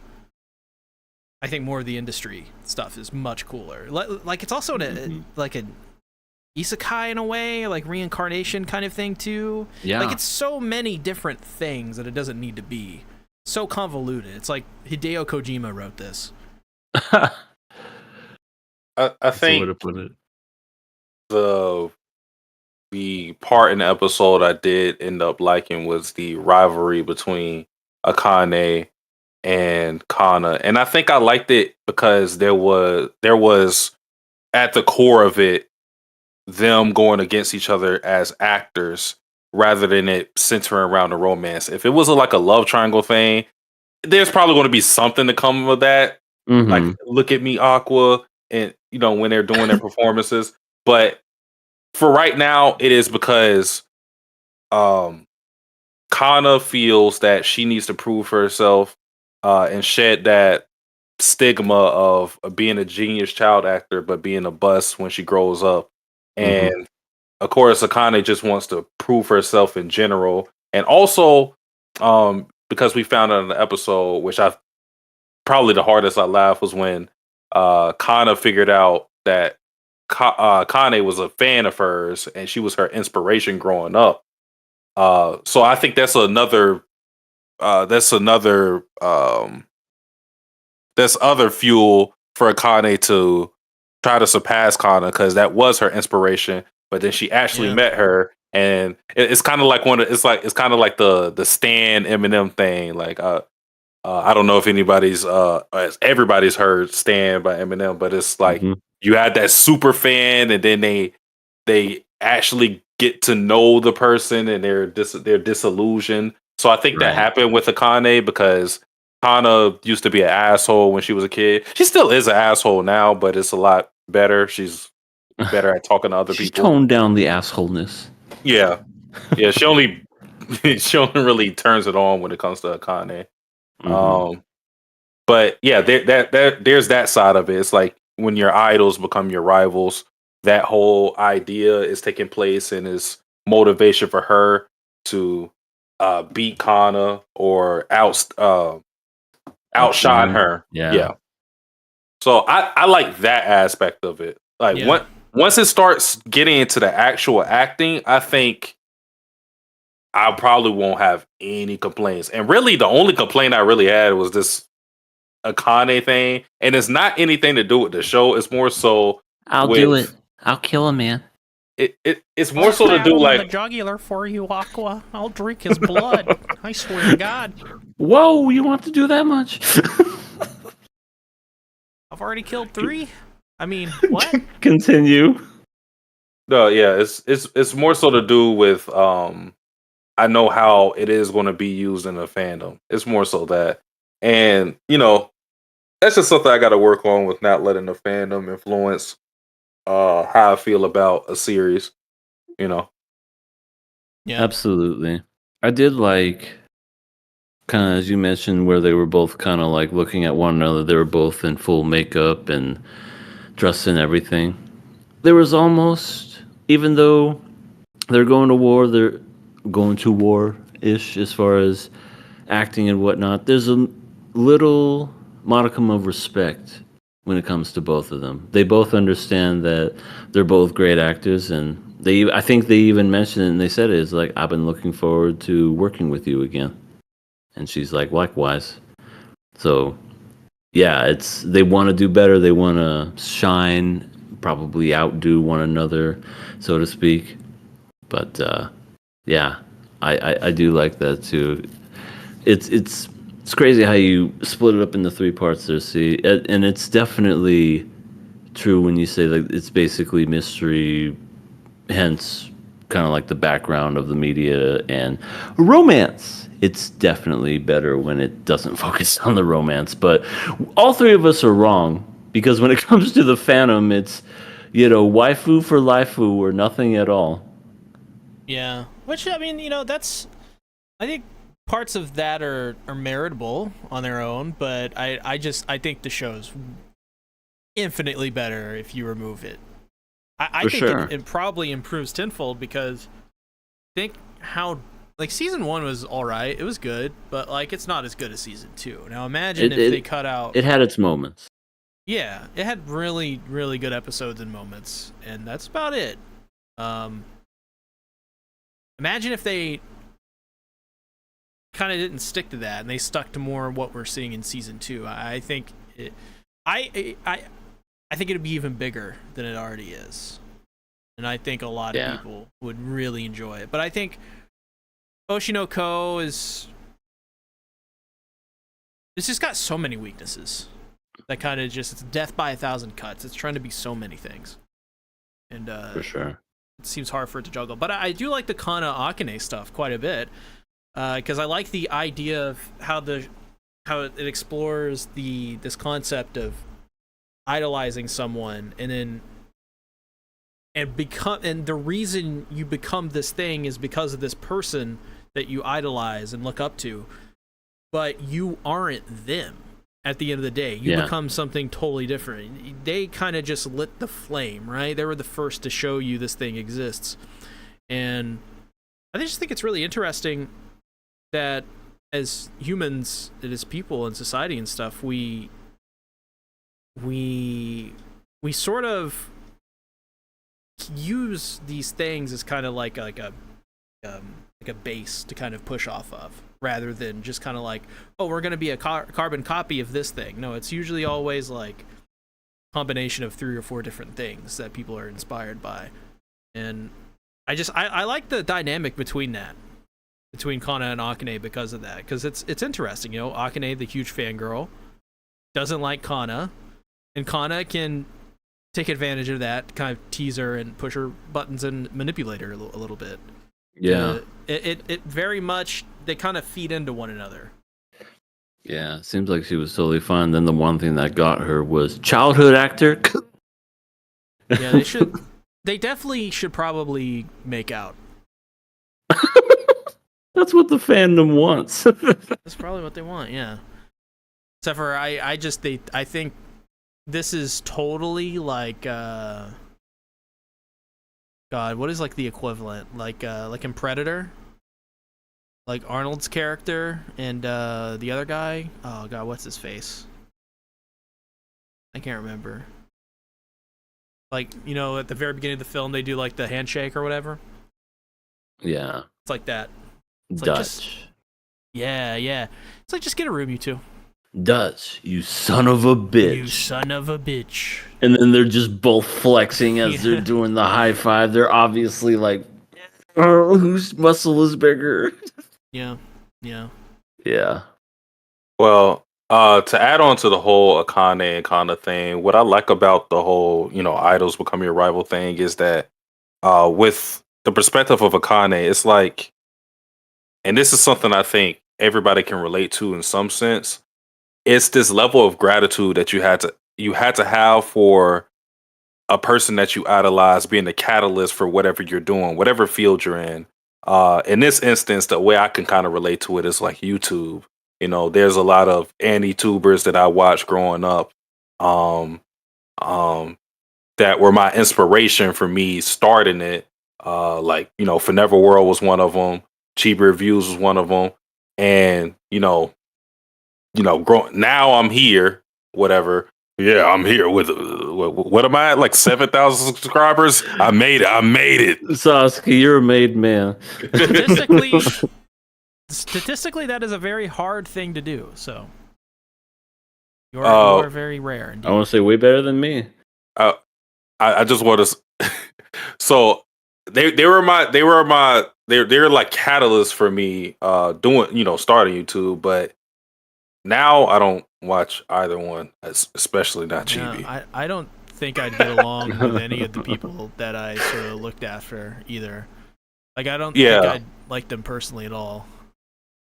Well, this is not talking about the personal front, but it's just like there's a level of gratitude that you have for them being catalysts in your endeavor in whatever field whatever field that you're discussing. But there's also like whatever you personally went through that made you who you are. So while there is a part of them having like a hand in how you were created in a sense, they didn't create you. So I think that's what's going on with Akane. It's like, yeah, Akane was my motivation and my inspiration, but at the end of the day, we took way completely different paths. So I'm on my own thing. They even have different methods of acting. So, and obviously they have different partners that they're working with. Kana has Himikawa and Akane has Aqua. So what you're starting to see is rivalries that are like on a collision course.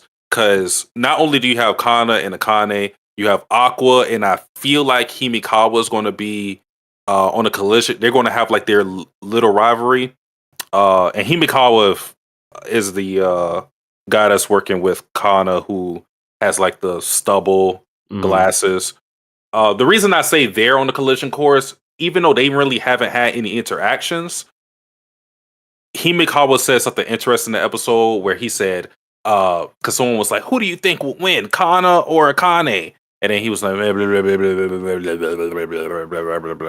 Kana will win because I'm a good actor. Yeah, he was making me mad because I was like, just pick something, just stop talking. He was like, well, this, and then at the end he was like, okay, yeah, Kana will win because I will bring out the best in her, essentially. So if we're to think of him as like an amplifier for Kana, then I think in the same way Aqua is going to be the amplifier for Akane. They're going to elevate their their performance with their performances. And we already see what Aqua is going to do, or did already, with him looking at the picture of I and putting himself through emotional turmoil to give out the best performance that he can. So yeah, it's kind of like, the way I would look at it would be like in wrestling terms, where you have wrestlers that work great with other wrestlers, then you have some that maybe need a little bit of help, and those are the ones that, if they put on really great matches, you couldn't even tell which one was great or which one was bad. Or maybe you could, especially if they're really not that good. But yeah, usually the experienced, kind of like seasoned veterans, will make any match look great. Doesn't matter who Bret it Hart. is. Bret Hart never had a For bad sure. match. Kurt Angle never had a bad match. Yep, Kurt Angle. Yeah. I'd probably say for the most part, Brock Lesnar had pretty good matches, like on their own. Yeah, but it's going to be interesting because I think this is where I think what we were talking about the previous episode, where he's going to have to get into that deep, dark place to kind of really emote, because it seems like this is showtime. I don't know how many days practice they've had to kind of like work on this player or whatnot, but now he's either gonna throw up all over Akane, or he's gonna give the best performance of his career.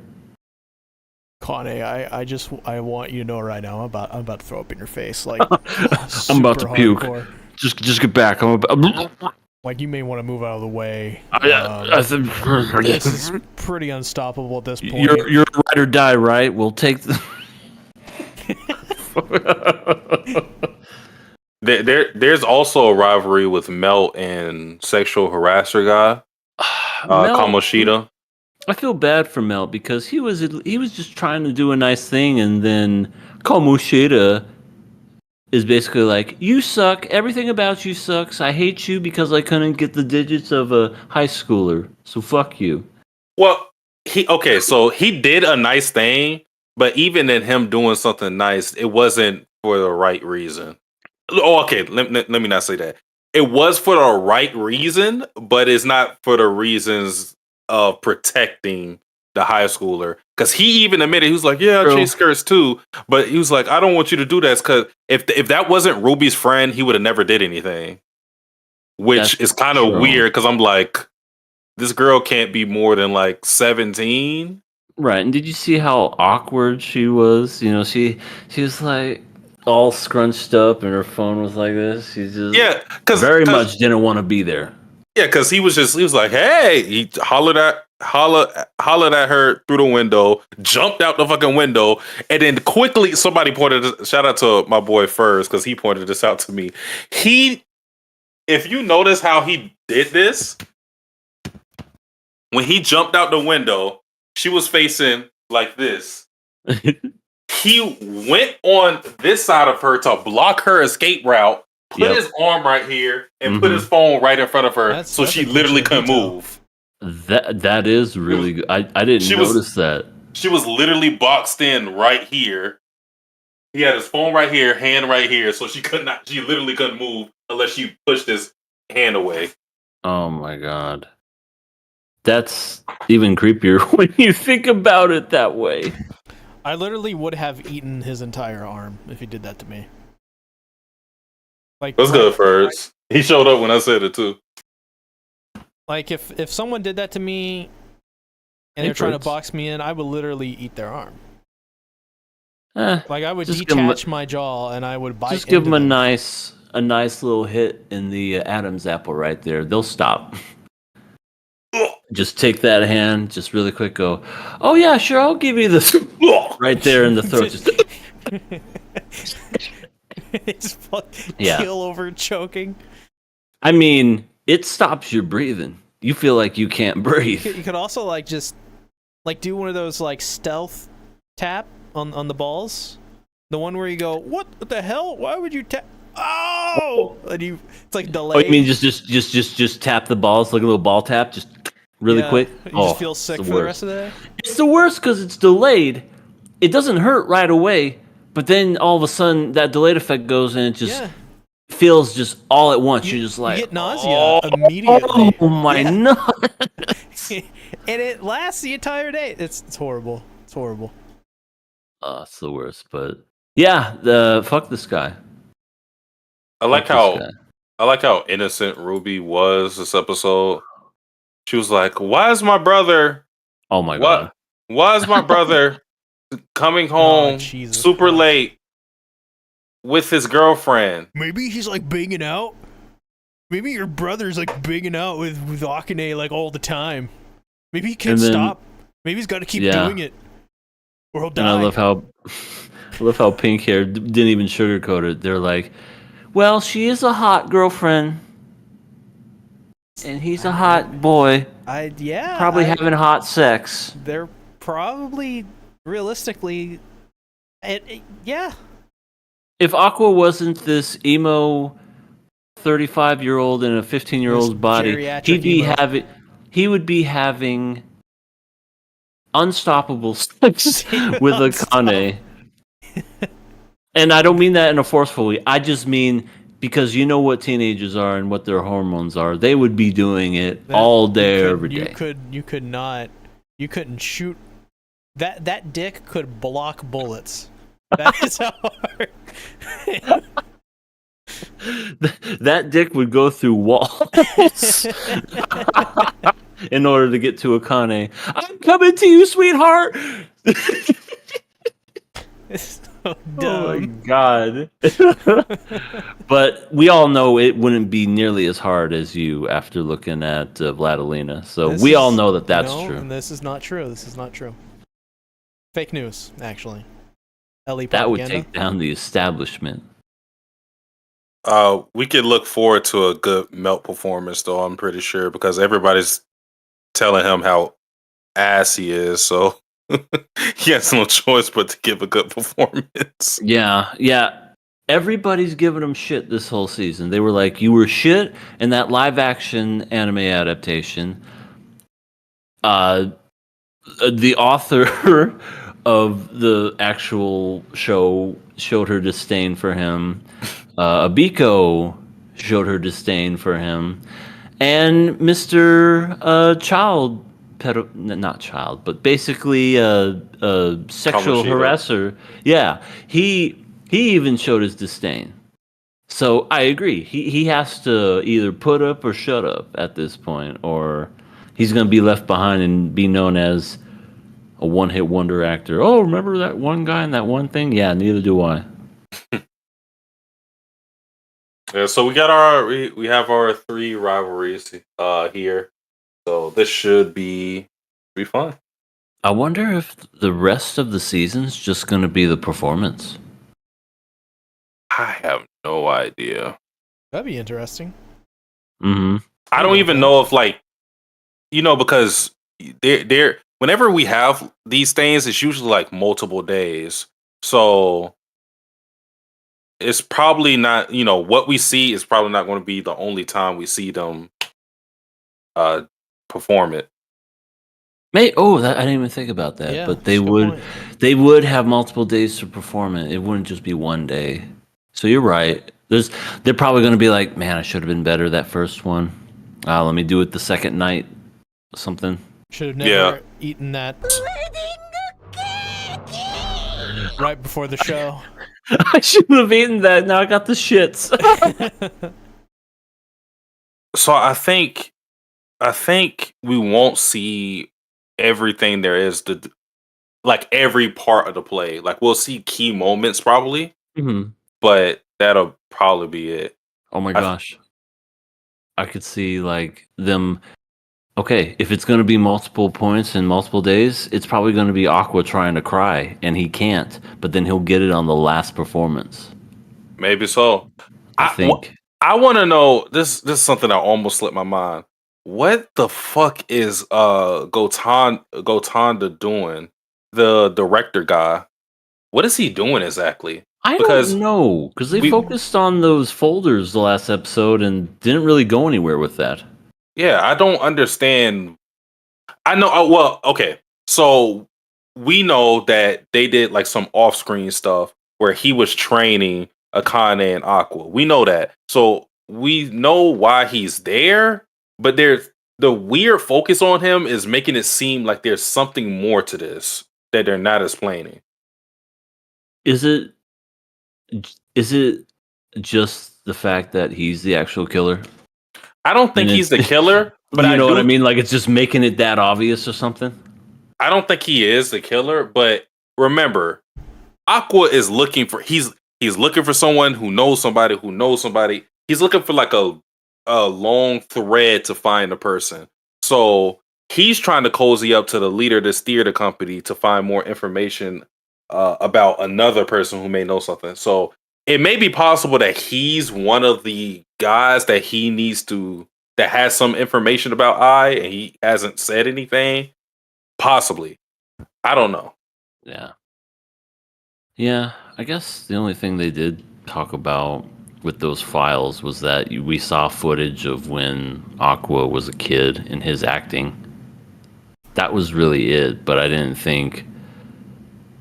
For some reason, the way that it left off the episode prior, I thought it was going to focus more on that, but it was just kind of like a blip. You know what I mean? Like you just kind of forgot about it. And it's weird that he even just has this. Like, oh, you want the Aqua? Oh yeah, I watch that all the time. Oh, I'm sorry. What? Look at this little shit trying to act. Look how shitty he is. Look at him. He thinks he's shit, but he is shit. He may be good now, but he wasn't back then. Yeah, he was like 5. He thought he was on top of the world. Look at this fucking little idiot. Look at this fucking idiot. He thinks he's acting. He thinks he's acting. Akane. He barely knows how to how to go to the bathroom. Akane is just like, am I supposed to be here right now? Yeah, it's fine. Look at him. Look at this fucking dumbass. Just a reminder, guys, in the chat, we have our Q&A up. Yeah, that's true. If you want to ask a question, ask away, as we do not have any KOA questions by the time we end the main show. Yes. Yep, So yep. just give us some tasty tidbits. Yep. We would love to see all of your knowledge in one place. Mm-hmm. But is that it for Oshinoko? I think so. Last thing I want to say about that is I feel that I like what EI was EI. E-I-E-I-O. EI. I like what EA was theorizing with Aqua not being able to cry, maybe on, because I don't know if we're going to do this for multiple days. I like that theory, but I'm also thinking about him starting to become desensitized, or him needing another stimulus other than just looking at a picture of I. Like, Ooh. because he's using that now, but who's to say that's, and obviously it's a big reaction, but who's to say? Wait. Why doesn't he just? No, wait. You finish, Sasuke. You finish. Never mind. I was going to say, it's like diminishing returns, where it's like, okay, it gives you this visceral reaction the first time, and the second time you do it, it's not as high, and then the next time you do it, and it's like, It's the whole dopamine thing. It's like you can't come back to this. The human body reacts in a way where the same stimulus repeated over and over has a diminishing return. Yeah, it's true. Well, my theory is he should just enter the Holy Grail War, use a relic of his of eyes, and summon I as Seba. And there you go. You got your dead mom back. Oh my god. Now Worst she's saber ever. stuck in a immortal. She's immortal forever, stuck in time, fighting a war forever. Sounds fucking awesome. The worst saber. There's a concept. Create I, but make her look like Saber. So, I don't wanna- Lightning Eagle, could you please get on that? I don't want to see that. That Hate sounds it. like something I don't want to see. Oh, you know you want to. You brought it up, sir. I agree. I mean, you did create Sabelina. Well, Sabelina, you could say, probably created herself in many ways. No, that's not at all what happened. She is very legally distinct, but anyways, is that it for Oshinoko? Yes. That's it. All right, let's move on to the real Holy Grail War, the Fable, episode 18. They got new character designers this episode, and that was very clear. They both, for specifically whoever was drawing Yoko this episode, I think was a different guy than who's usually been drawing Yoko, because Yoko looked nothing like herself. Yet at the same time, there were shots of Yoko that looked almost lifelike. So I was also like, man, this is kind of like downgraded, but it also kind of looks good in certain areas. And they did the same thing with Misaki. Whoever did Misaki and Yoko's face were not the same people from the last episode. That's for sure. I don't know why I noticed that out of everything, but that is We what know. Yeah, we definitely. Well, what does Also, that this is episode 18. It's a Killer Pass episode. So, yeah. Some interesting developments have come for this particular episode. We got a little bit more insight on all these new characters in the Sex Pistols. You know, we got a Akira kind of being a creepy person, but he doesn't know he's being creepy, which is funny. Yeah. He's like, I'm on my way to work. I'm going to watch you struggle. It, Imagine saying that to somebody who's trying to self-rehabilitate in a wheelchair. I think that's why Misaki has gotten so far with Akira, because she's trying to seek out anything, any sort of meaning, any sort of crumb. Like she's desperately sifting through the pans of dirt, looking for little pieces of gold. That's what happens when you like someone. That's true. That's also true. Yeah. Because she gets a drawing from him in this episode, and she's like, "Oh, this is great. I want to hang this up." Yeah, that's what she said. I'm like, that's sweet, but dang,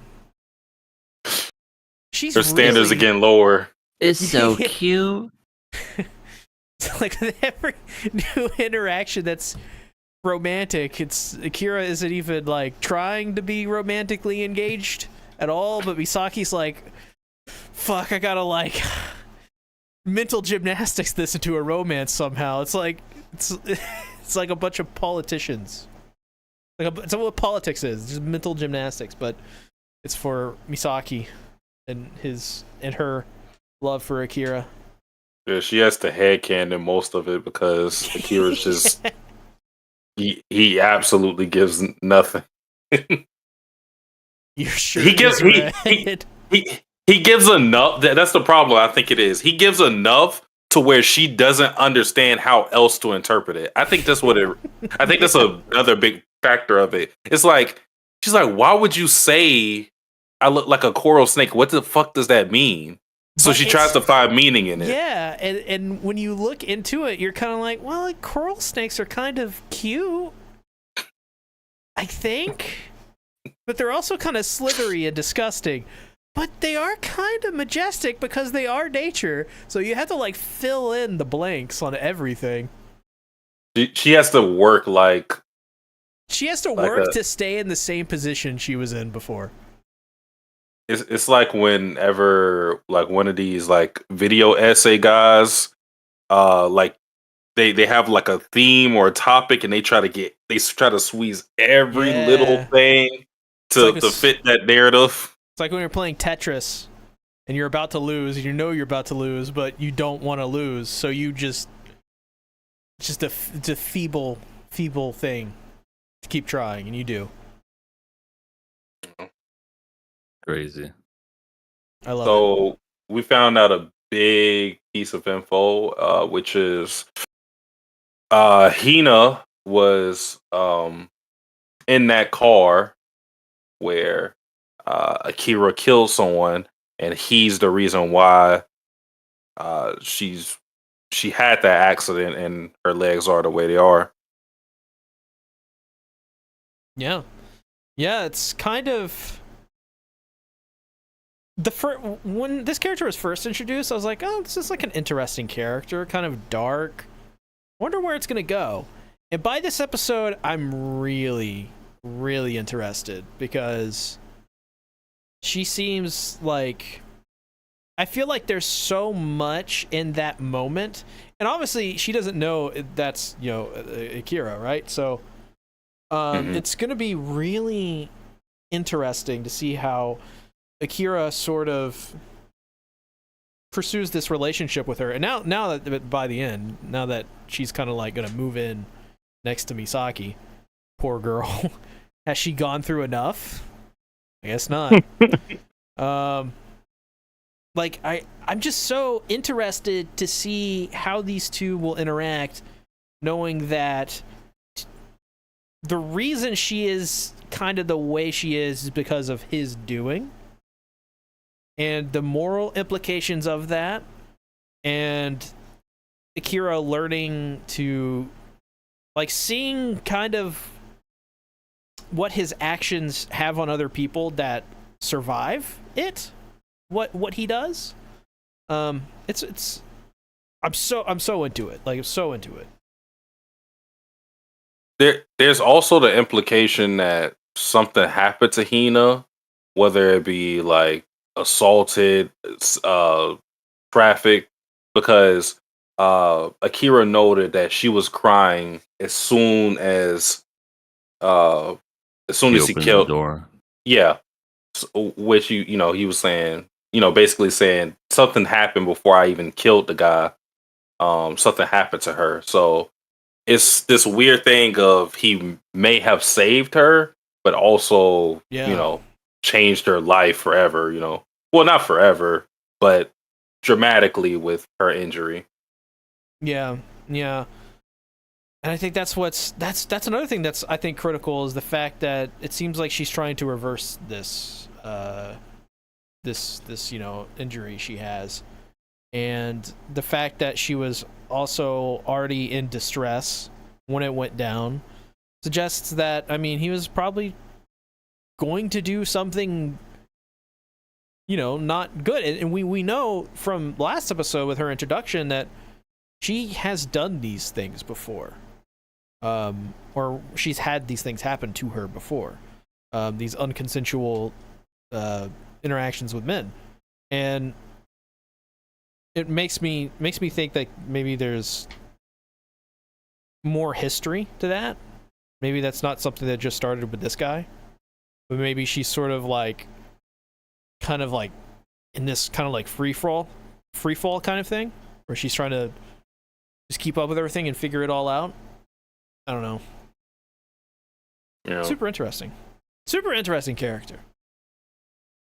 Yeah, I said it before, but their relationship, Hina and Akira's, is, I think at this point, because the manga still had a lot after this.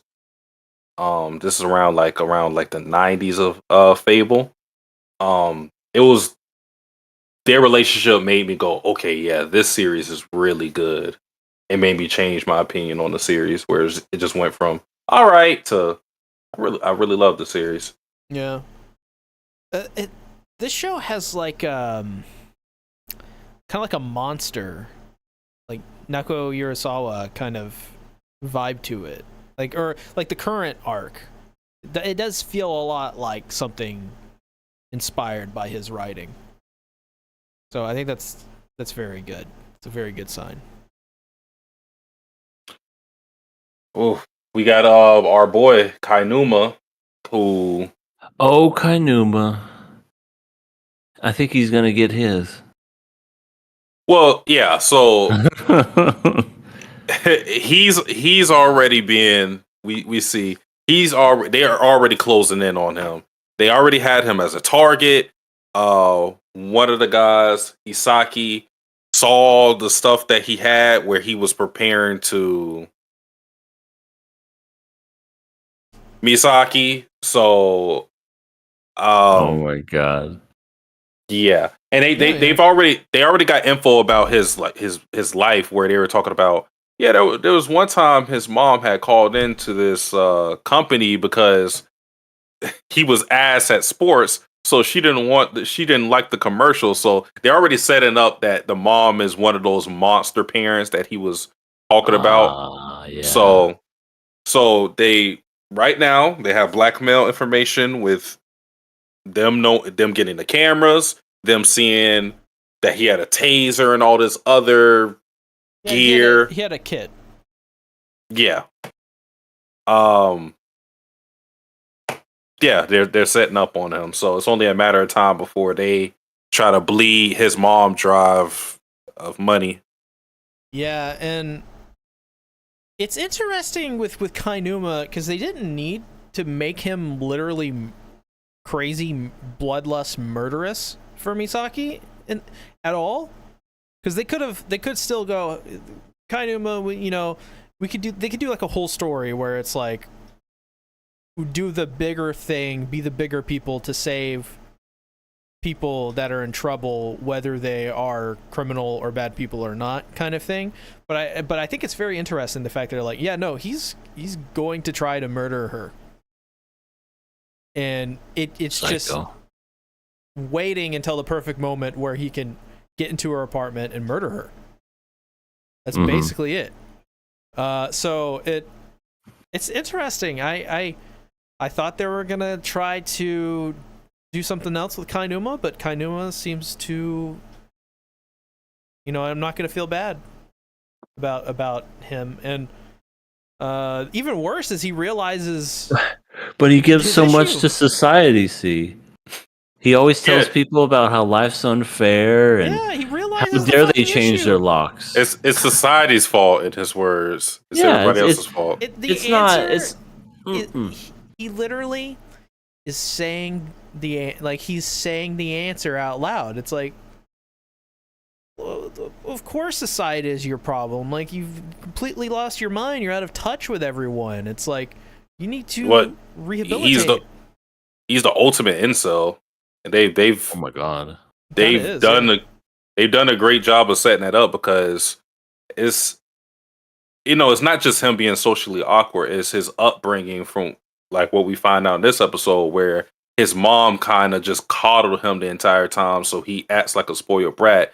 So now he's thinking everything is owed to him rather than I have to earn it. It's this person's fault. It's society's fault. It's Akira's fault that I can't get close to her. Why doesn't Misaki laugh at my jokes? Why does she find Akira so amusing? I love Why can't how I draw as good as Akira? What the fuck? Kainuma thinks that he could whoop Akira's ass. Oh yeah, I took judo for 4 months. Yeah, just 4 months. And then he said that he was doing this when he was like 10 years old. I'm like, I don't think those skills are still there, brother. Right. You're a loser. And you're not going to be. And he thinks, and I get it, he thinks he could take him on because he's a normal guy that cries after getting punched in the face. Because, I mean, I don't know about you. I don't know if I'd be like going, but I guess it just depends where. You get hit in the nose, you're going to fucking cry. Yeah. No matter, regardless. But, I wouldn't blame somebody if they got hit in the face and they cried, is what I'm saying. Well, he's not beating up anybody, not with that build. Oh no, he's getting his ass handed to him, not just by Akira, but these people, the Sex Pistols. They're gonna go ahead. I don't know what they're gonna do. They're gonna do something because apparently they Some took anarchy out in the UK. they took out all the hidden cameras in Misaki's apartment and replaced it with their own. Ain't that sweet of them? Yeah. Misaki is too trusting of people. Misaki really. That was. Oh needs my god! protecting. That was. You would think you dealt with the Yakuza. You kind of got blackmailed into becoming a call girl, and just some random guy with two random guys with suits, just because they got suits. And don't get me wrong, that is a thing to where if you look the part, people will think that you are the part.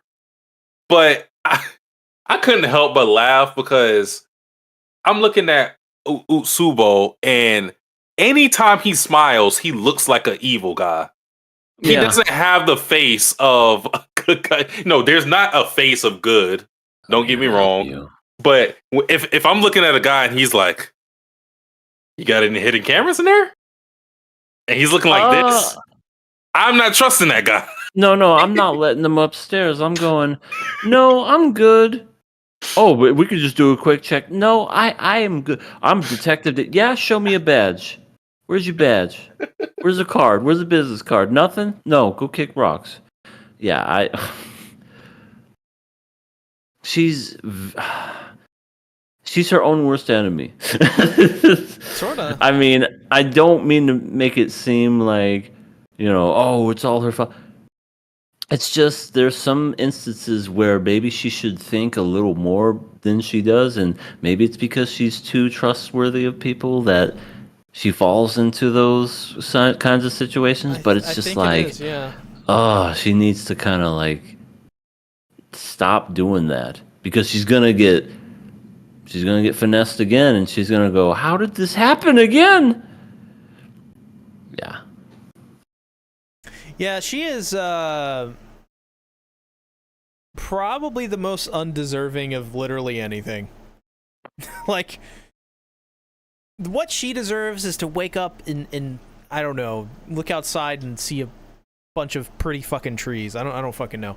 She doesn't need to wake up and immediately have to deal with all this shit every time.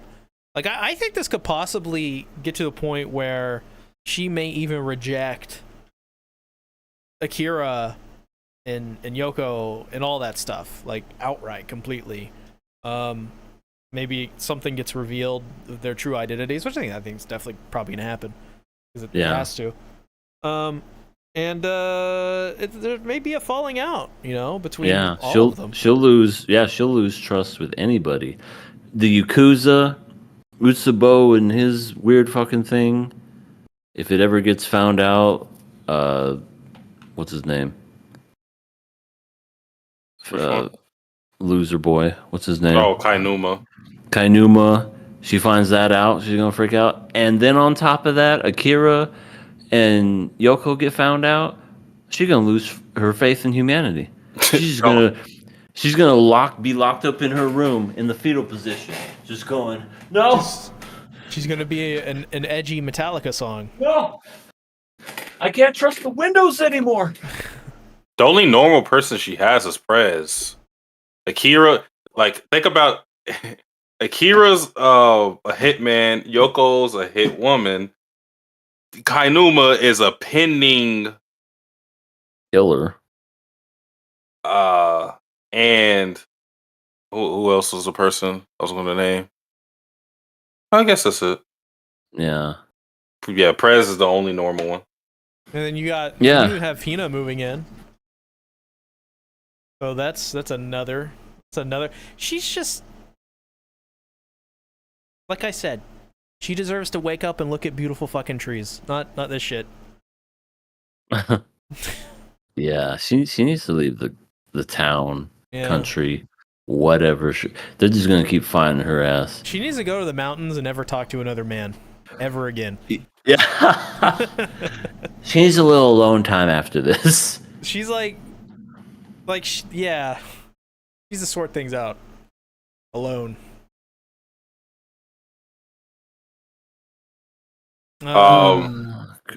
What do we think about Hina's brother this episode?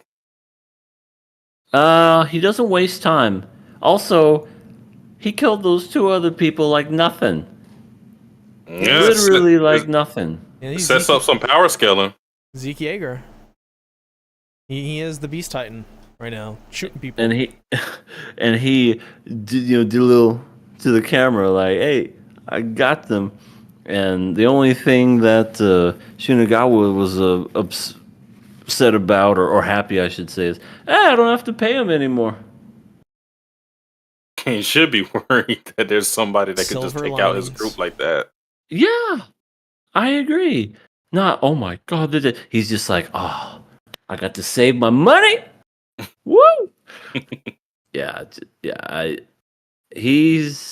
He seems pretty strong. He seems pretty capable.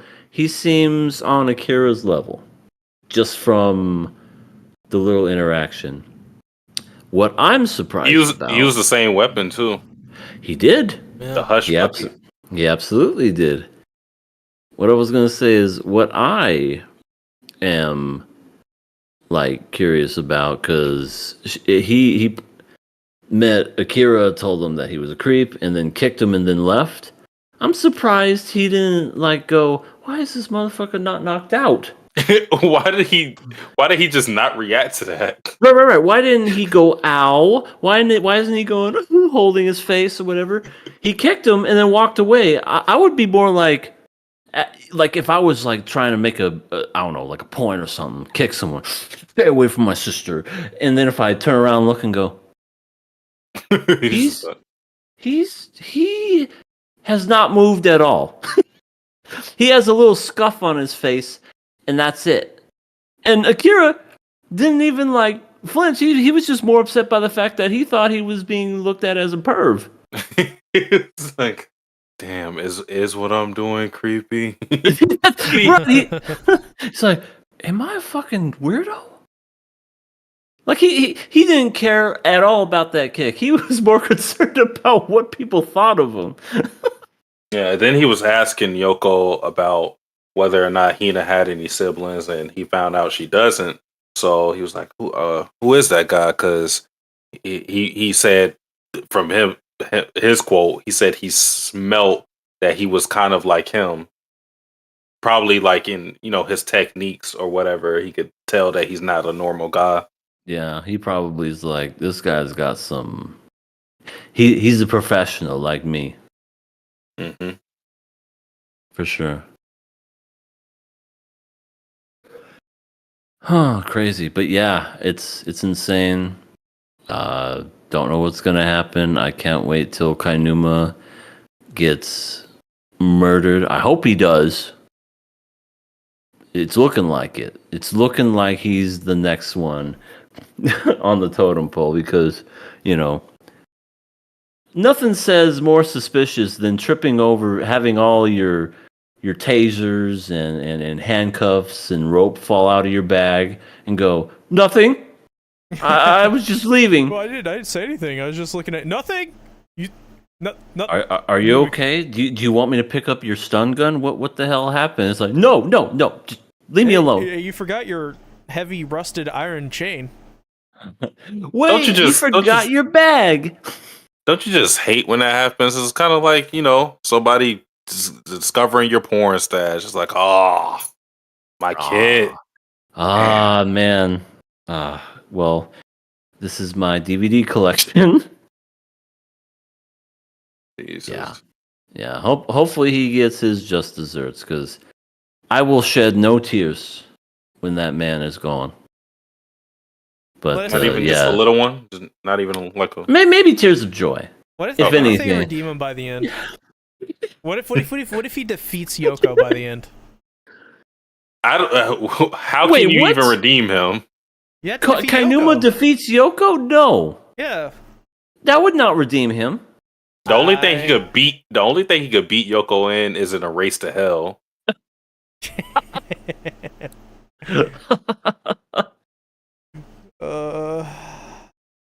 God damn it.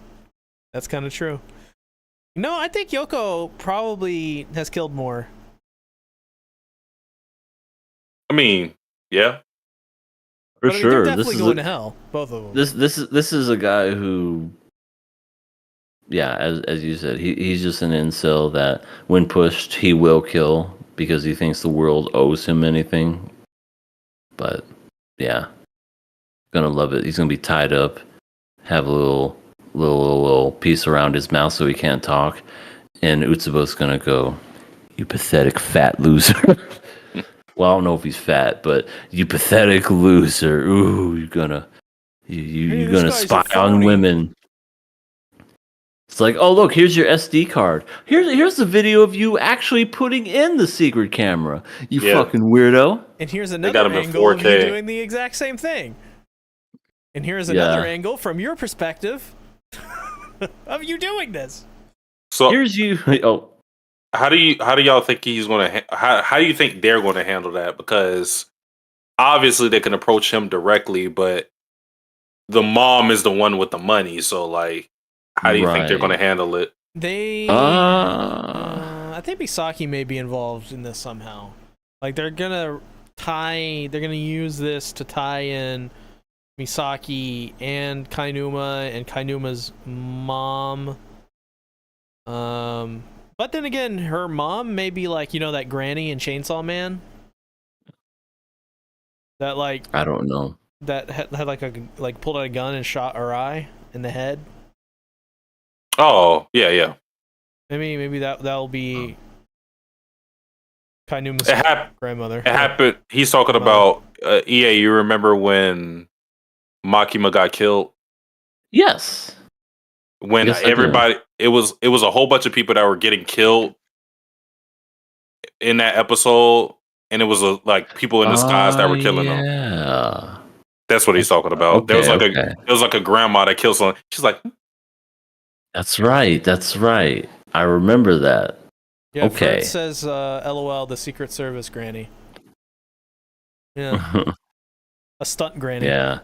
They'll probably find a way to kidnap Kainuma and maybe get the phone number, talk to the mom, and whatever. But I'm just curious about their hidden camera in Misaki's apartment, which makes me think that they probably would have to tie her into it somehow. So I don't know. Maybe they leave the door unlocked one day. He's in there. He's about to do some heinous things, and then they come in, put a bag over his head, and knock his ass out or something. I don't know. It could very well happen. It's interesting too, since Akira already has involvement with it, but is kind of loose right now. Like he has involvement with it just from being co-workers with Kainuma.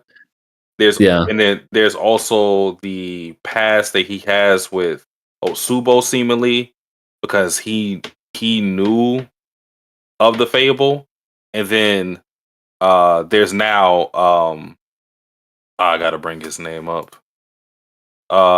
Suzuki, who directly interacted with Akira, but obviously they don't know who each other are. He basically just kicked a fucking brick wall and then just walked away. I wonder who that guy was. That kind of hurt. He's just eating his ice cream cone. Are you messing with my sister? Yeah, I'm just a cheerleader. Go, Hina, go. Kick.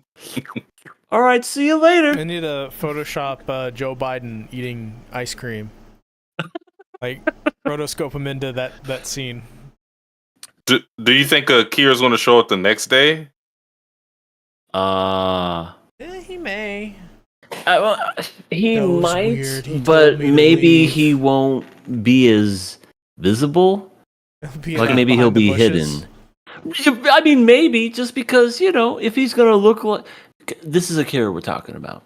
He thinks being out in the open he's gonna look like a creep, but when he's behind the bushes, he's not gonna understand. He's gonna look even more like a creep doing that. He's gonna like climb a fucking tree. Oh, right, here we go.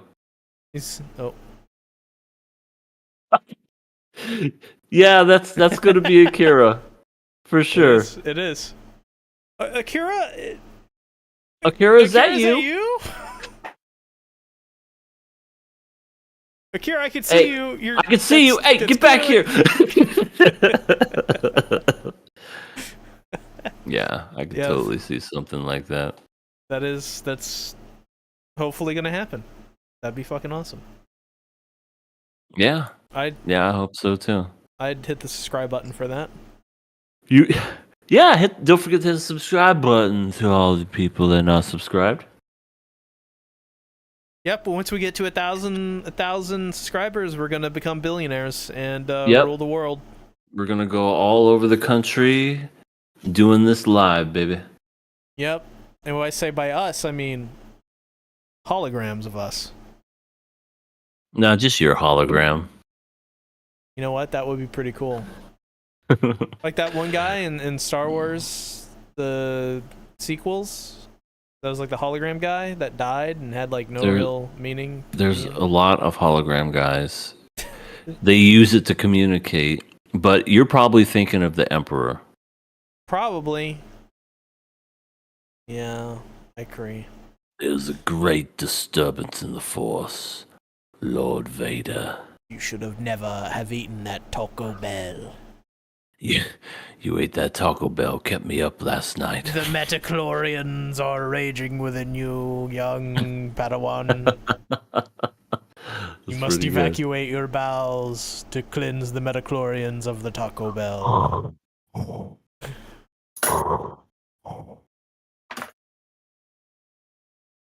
Well, is that it for I think so, and this is a Killer Pass episode.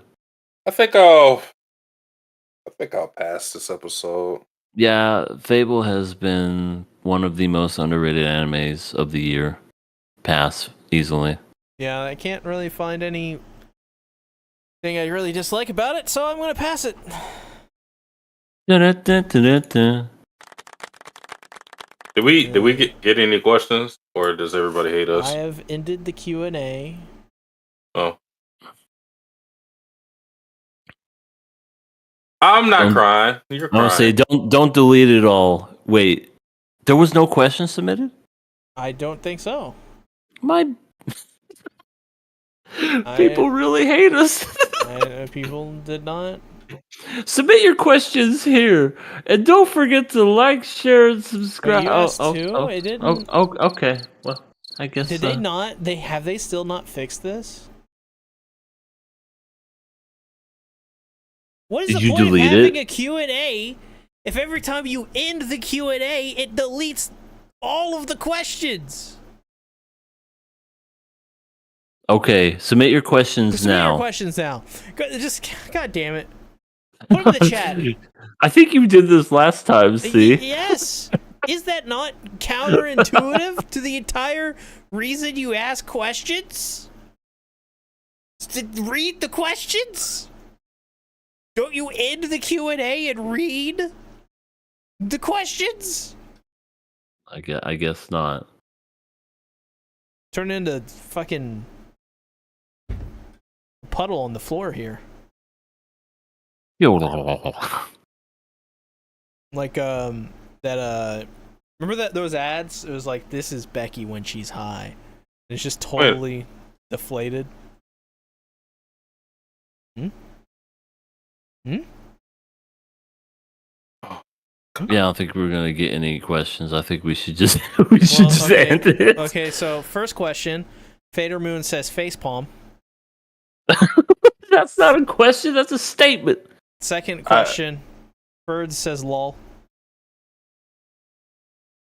I got a statement. I'm gonna just post it in a podcast chat. Alright. What is this? What am I about to see? I see disappointment in Satsuki's eyes. I don't know what this is. I'm about to copy. Let me see.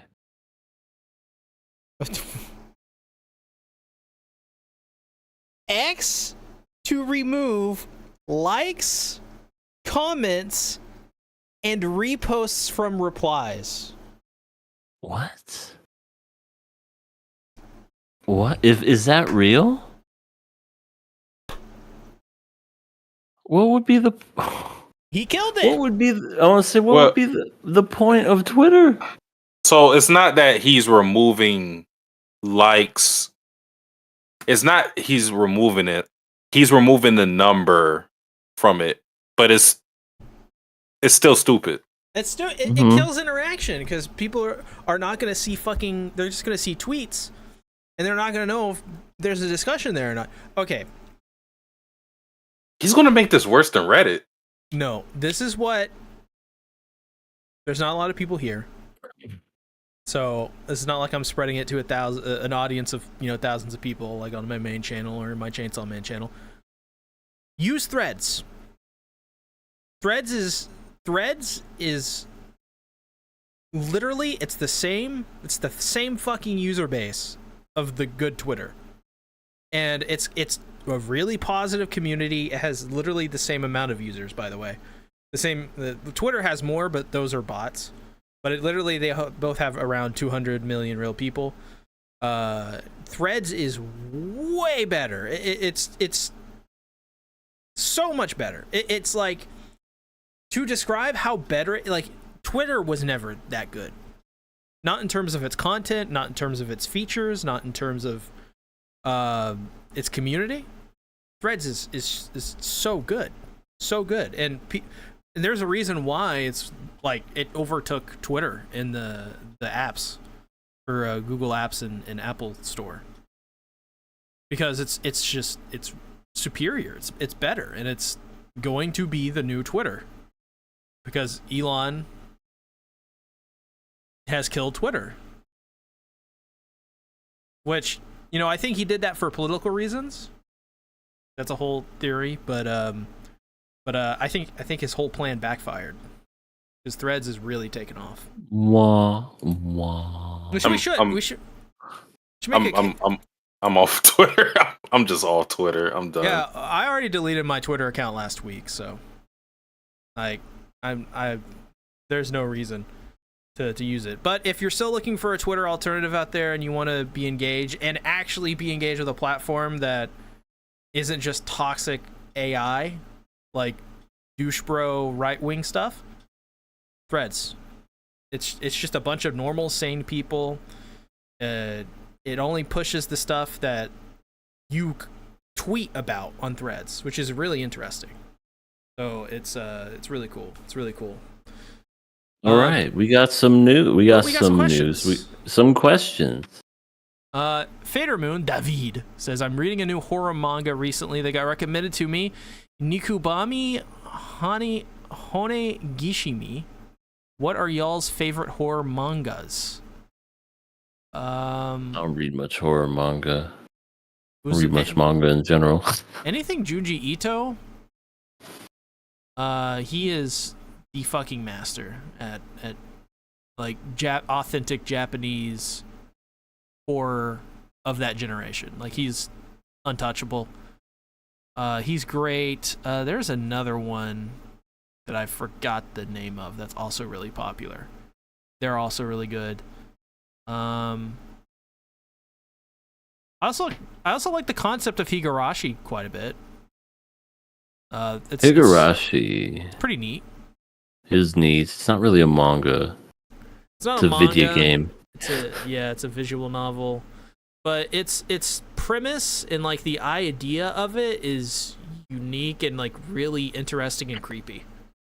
I mean, if we're talking about horror anime, yeah, that's a pretty good one.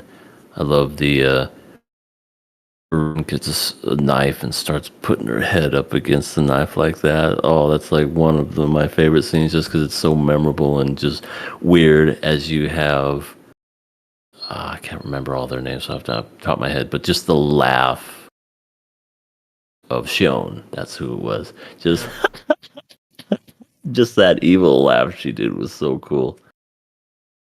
Yeah, it's a good show.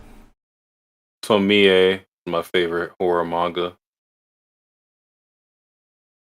Tomie. She had a collaboration with Hello Kitty. It was so funny because I was like, why are they making Tomie look like a cute anime girl? She's like the worst person ever. Dude, that company's fucking awesome. The people behind Hello Kitty. Like, they are so just like, they know they're not trying to be anything but themselves. It's such a refreshing thing to see. Love them. It's like Nintendo. Sorta, yeah, but instead of video games and stuff, it's cute little animals. Cute. I got a question. What's y'all favorite anime opening from this year? Don't ask C. He doesn't listen to openings. This year? Oh my god. It hasn't really been. I mean, I think the only. Let me look at what I watched this year, because I think the only thing that I really, really even paid attention to was Fable. Fable's opening is pretty good. Nokotan's opening is pretty catchy. Shikonoko noko noko koshitan. That one's pretty catchy. Probably anything free run. Yeah, free run's pretty good. I haven't seen it, but I would also, if I did, I'd probably say the Urusei Yatsura opening for season 2. Those openings are usually really good. Oh, did I like the Ranger Reject one? Ooh, that's a really good one. I think that one might be my favorite. I gotta listen to it again. I don't remember if I liked it or the not. Shinai da da da da da da da da da da da da da. It goes like that. Very Egyptian. Yeah, I think I want to go with Freerin. Yeah, Ranger Reject for me. Really good.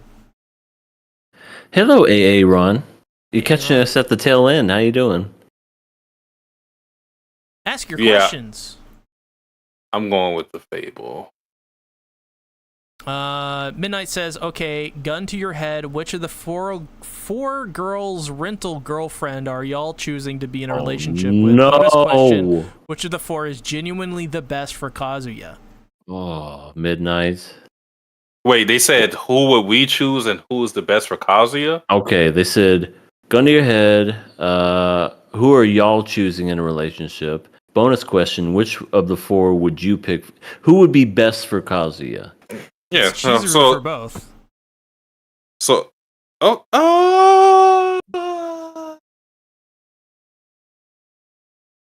I mean, you can make an argument for. Wait, who are the four Pinball girls? Wizard. Is Sumi, Chizuru, There's your Mommy. There's Ruka. Oh, okay, Chizuru for both. Then.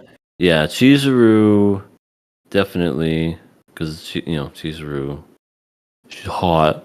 And then who would be best for him? Yeah, it's looking like Chizuru. Like she's got the most writing out of any of them. You know what I mean? Because Mommy is a stalker. Ruka is a high school student that's obnoxious and immature. And crazy. And Sumi is a wall.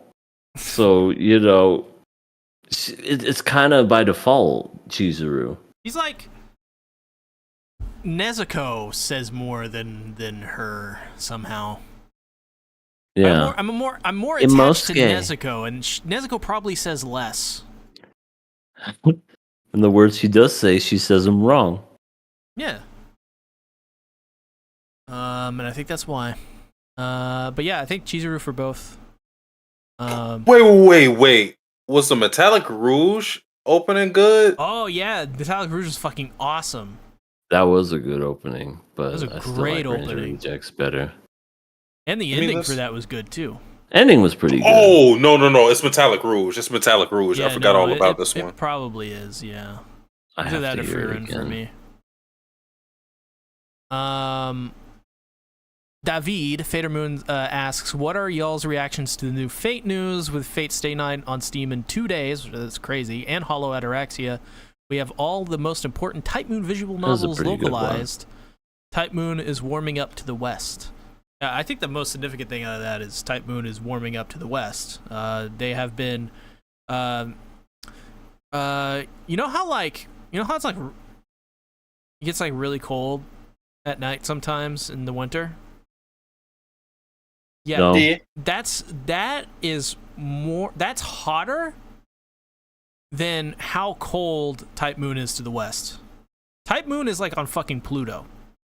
They're playing with different numbers. Different extremes. That's how much they don't like to localize their stuff. But yeah, I'm pretty excited for it. I'm surprised they're doing Hollow Ataraxia. That's super interesting. I'm definitely buying it though, especially in 2 days. Yeah, it's like that's the one I'm for sure buying. Like I want to get Tsukihime and Witch on the Holy Night. But yeah, definitely gonna get Fate Stay Night for sure. If not, just a replay on my Steam Deck. Some of the Fate route or something like that. Or Heaven's Feel. Aaron says, I like Kaiju number 8's ED. Haven't paid much attention to the opening. I do not remember much about Kaiju number 8. I still need to finish that.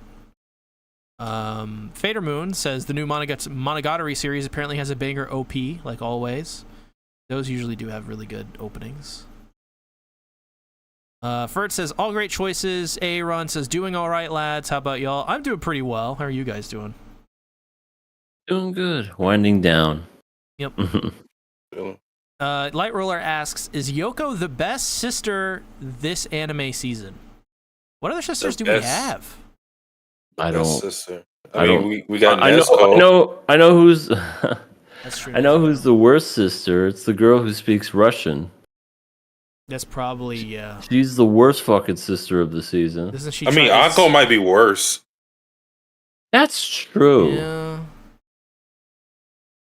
But we would have to put Dungeon Meshi in there. I know I didn't go that far, but whatchamacallit would be in the conversation, wouldn't she? Oh god, what's her name? The person who got eaten by a dragon? It's like Flame or something, right? Yeah, Flame. No, not flame. flan, A flan. flannel, Flannel. Yeah, it's flannel. Worst sister ever. Flugenhagen. She got eaten. She got eaten. That sounds like some Zoomer slang. I know what I said. She dead ass got eaten. She just got eaten by For real. stupid by that Mongolia. scaly dragon. Yo. Damn, we got 3 incest sisters this year. We Uh, got Anko, we got those the are- Russian girl one, and then we got the Pink Ranger. Yeah. Honestly, in terms of being a sister, though, like in terms of like, she's not bad. She's a bad person, but if we're judging their relationship on if they're familial enough, I would say she does a pretty decent job as coming off as like a regular normal sister.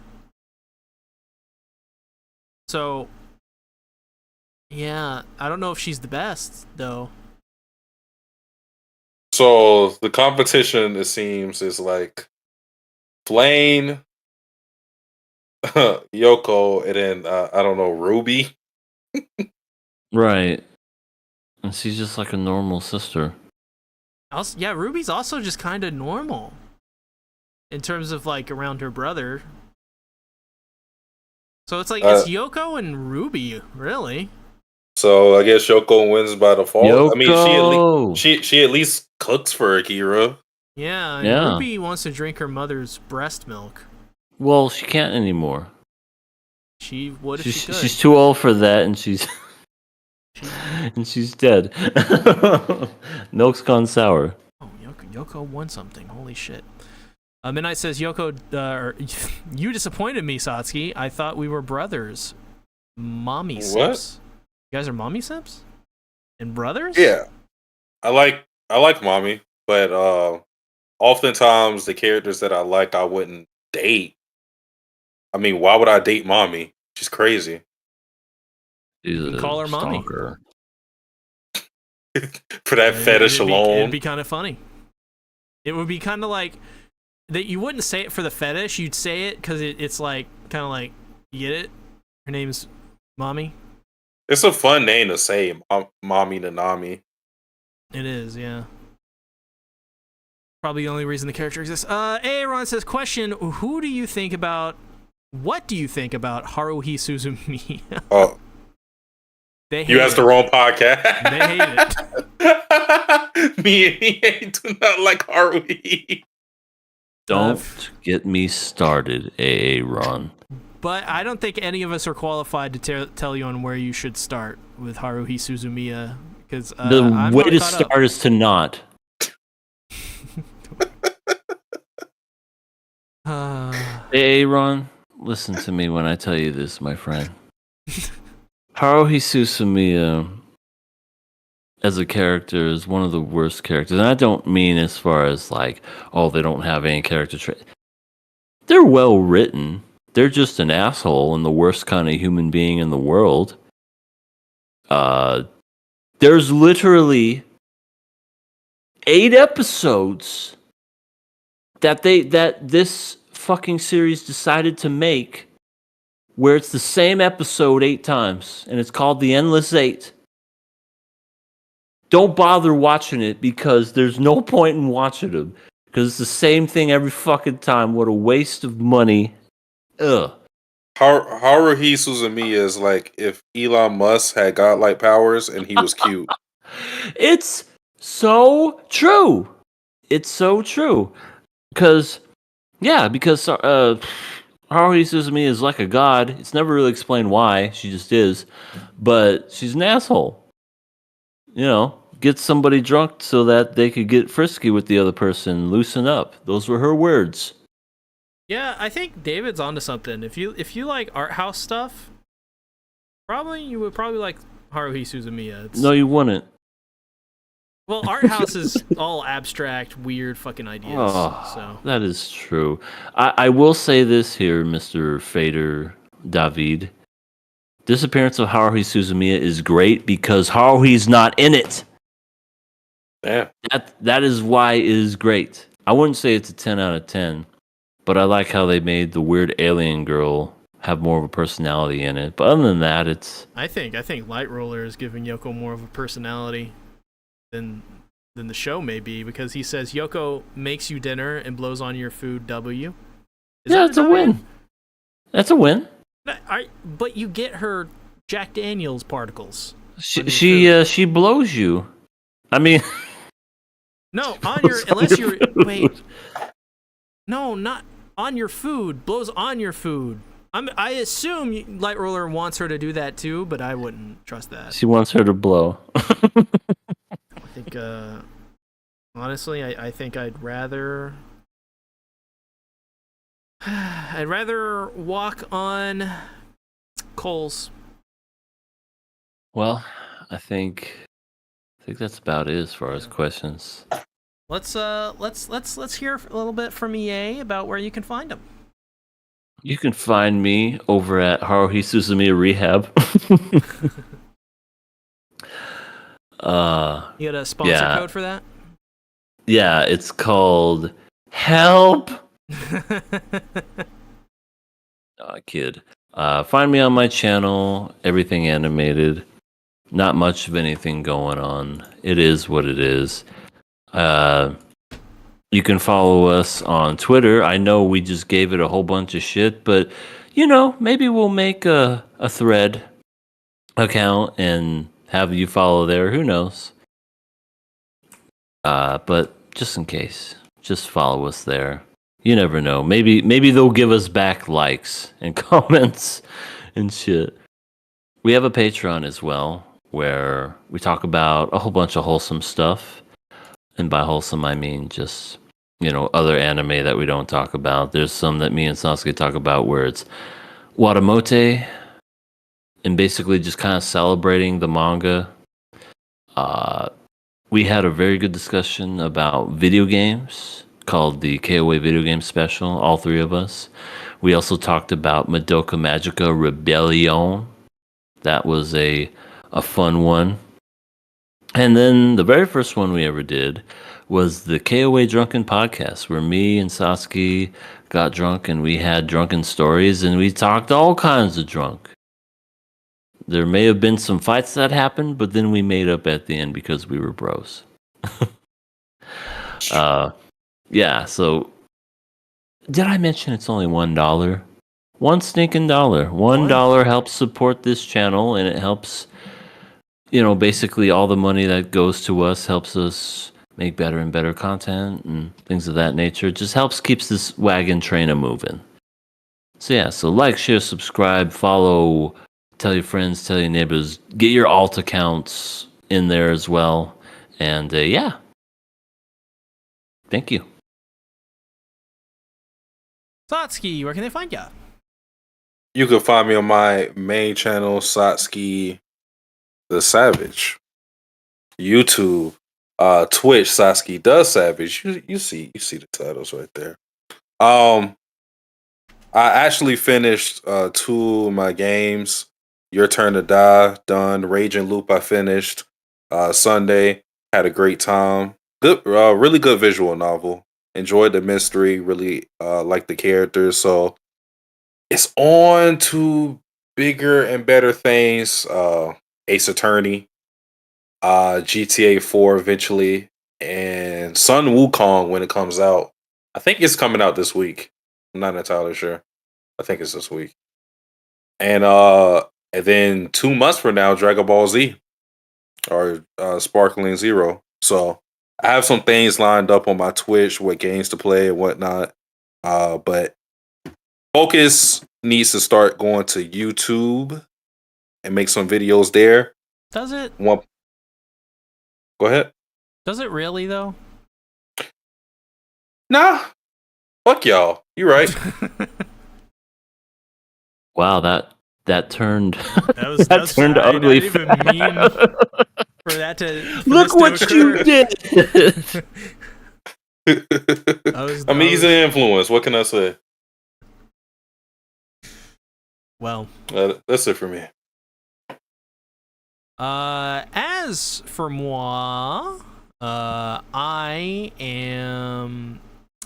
was gonna put out a video on MHA yesterday, but I forgot, I guess. Oh, that's right.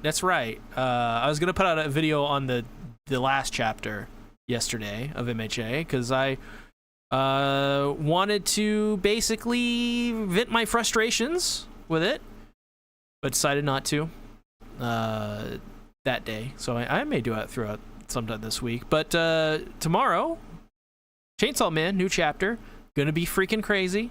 I'm just saying. Wow. The last, I would probably say 10 chapters of Chainsaw Man have been really insane. Really, really insane. So I can't wait. But other than that, that's about it that's going on this week. May start seeing new One Piece content very soon. That's for sure. And some other stuff.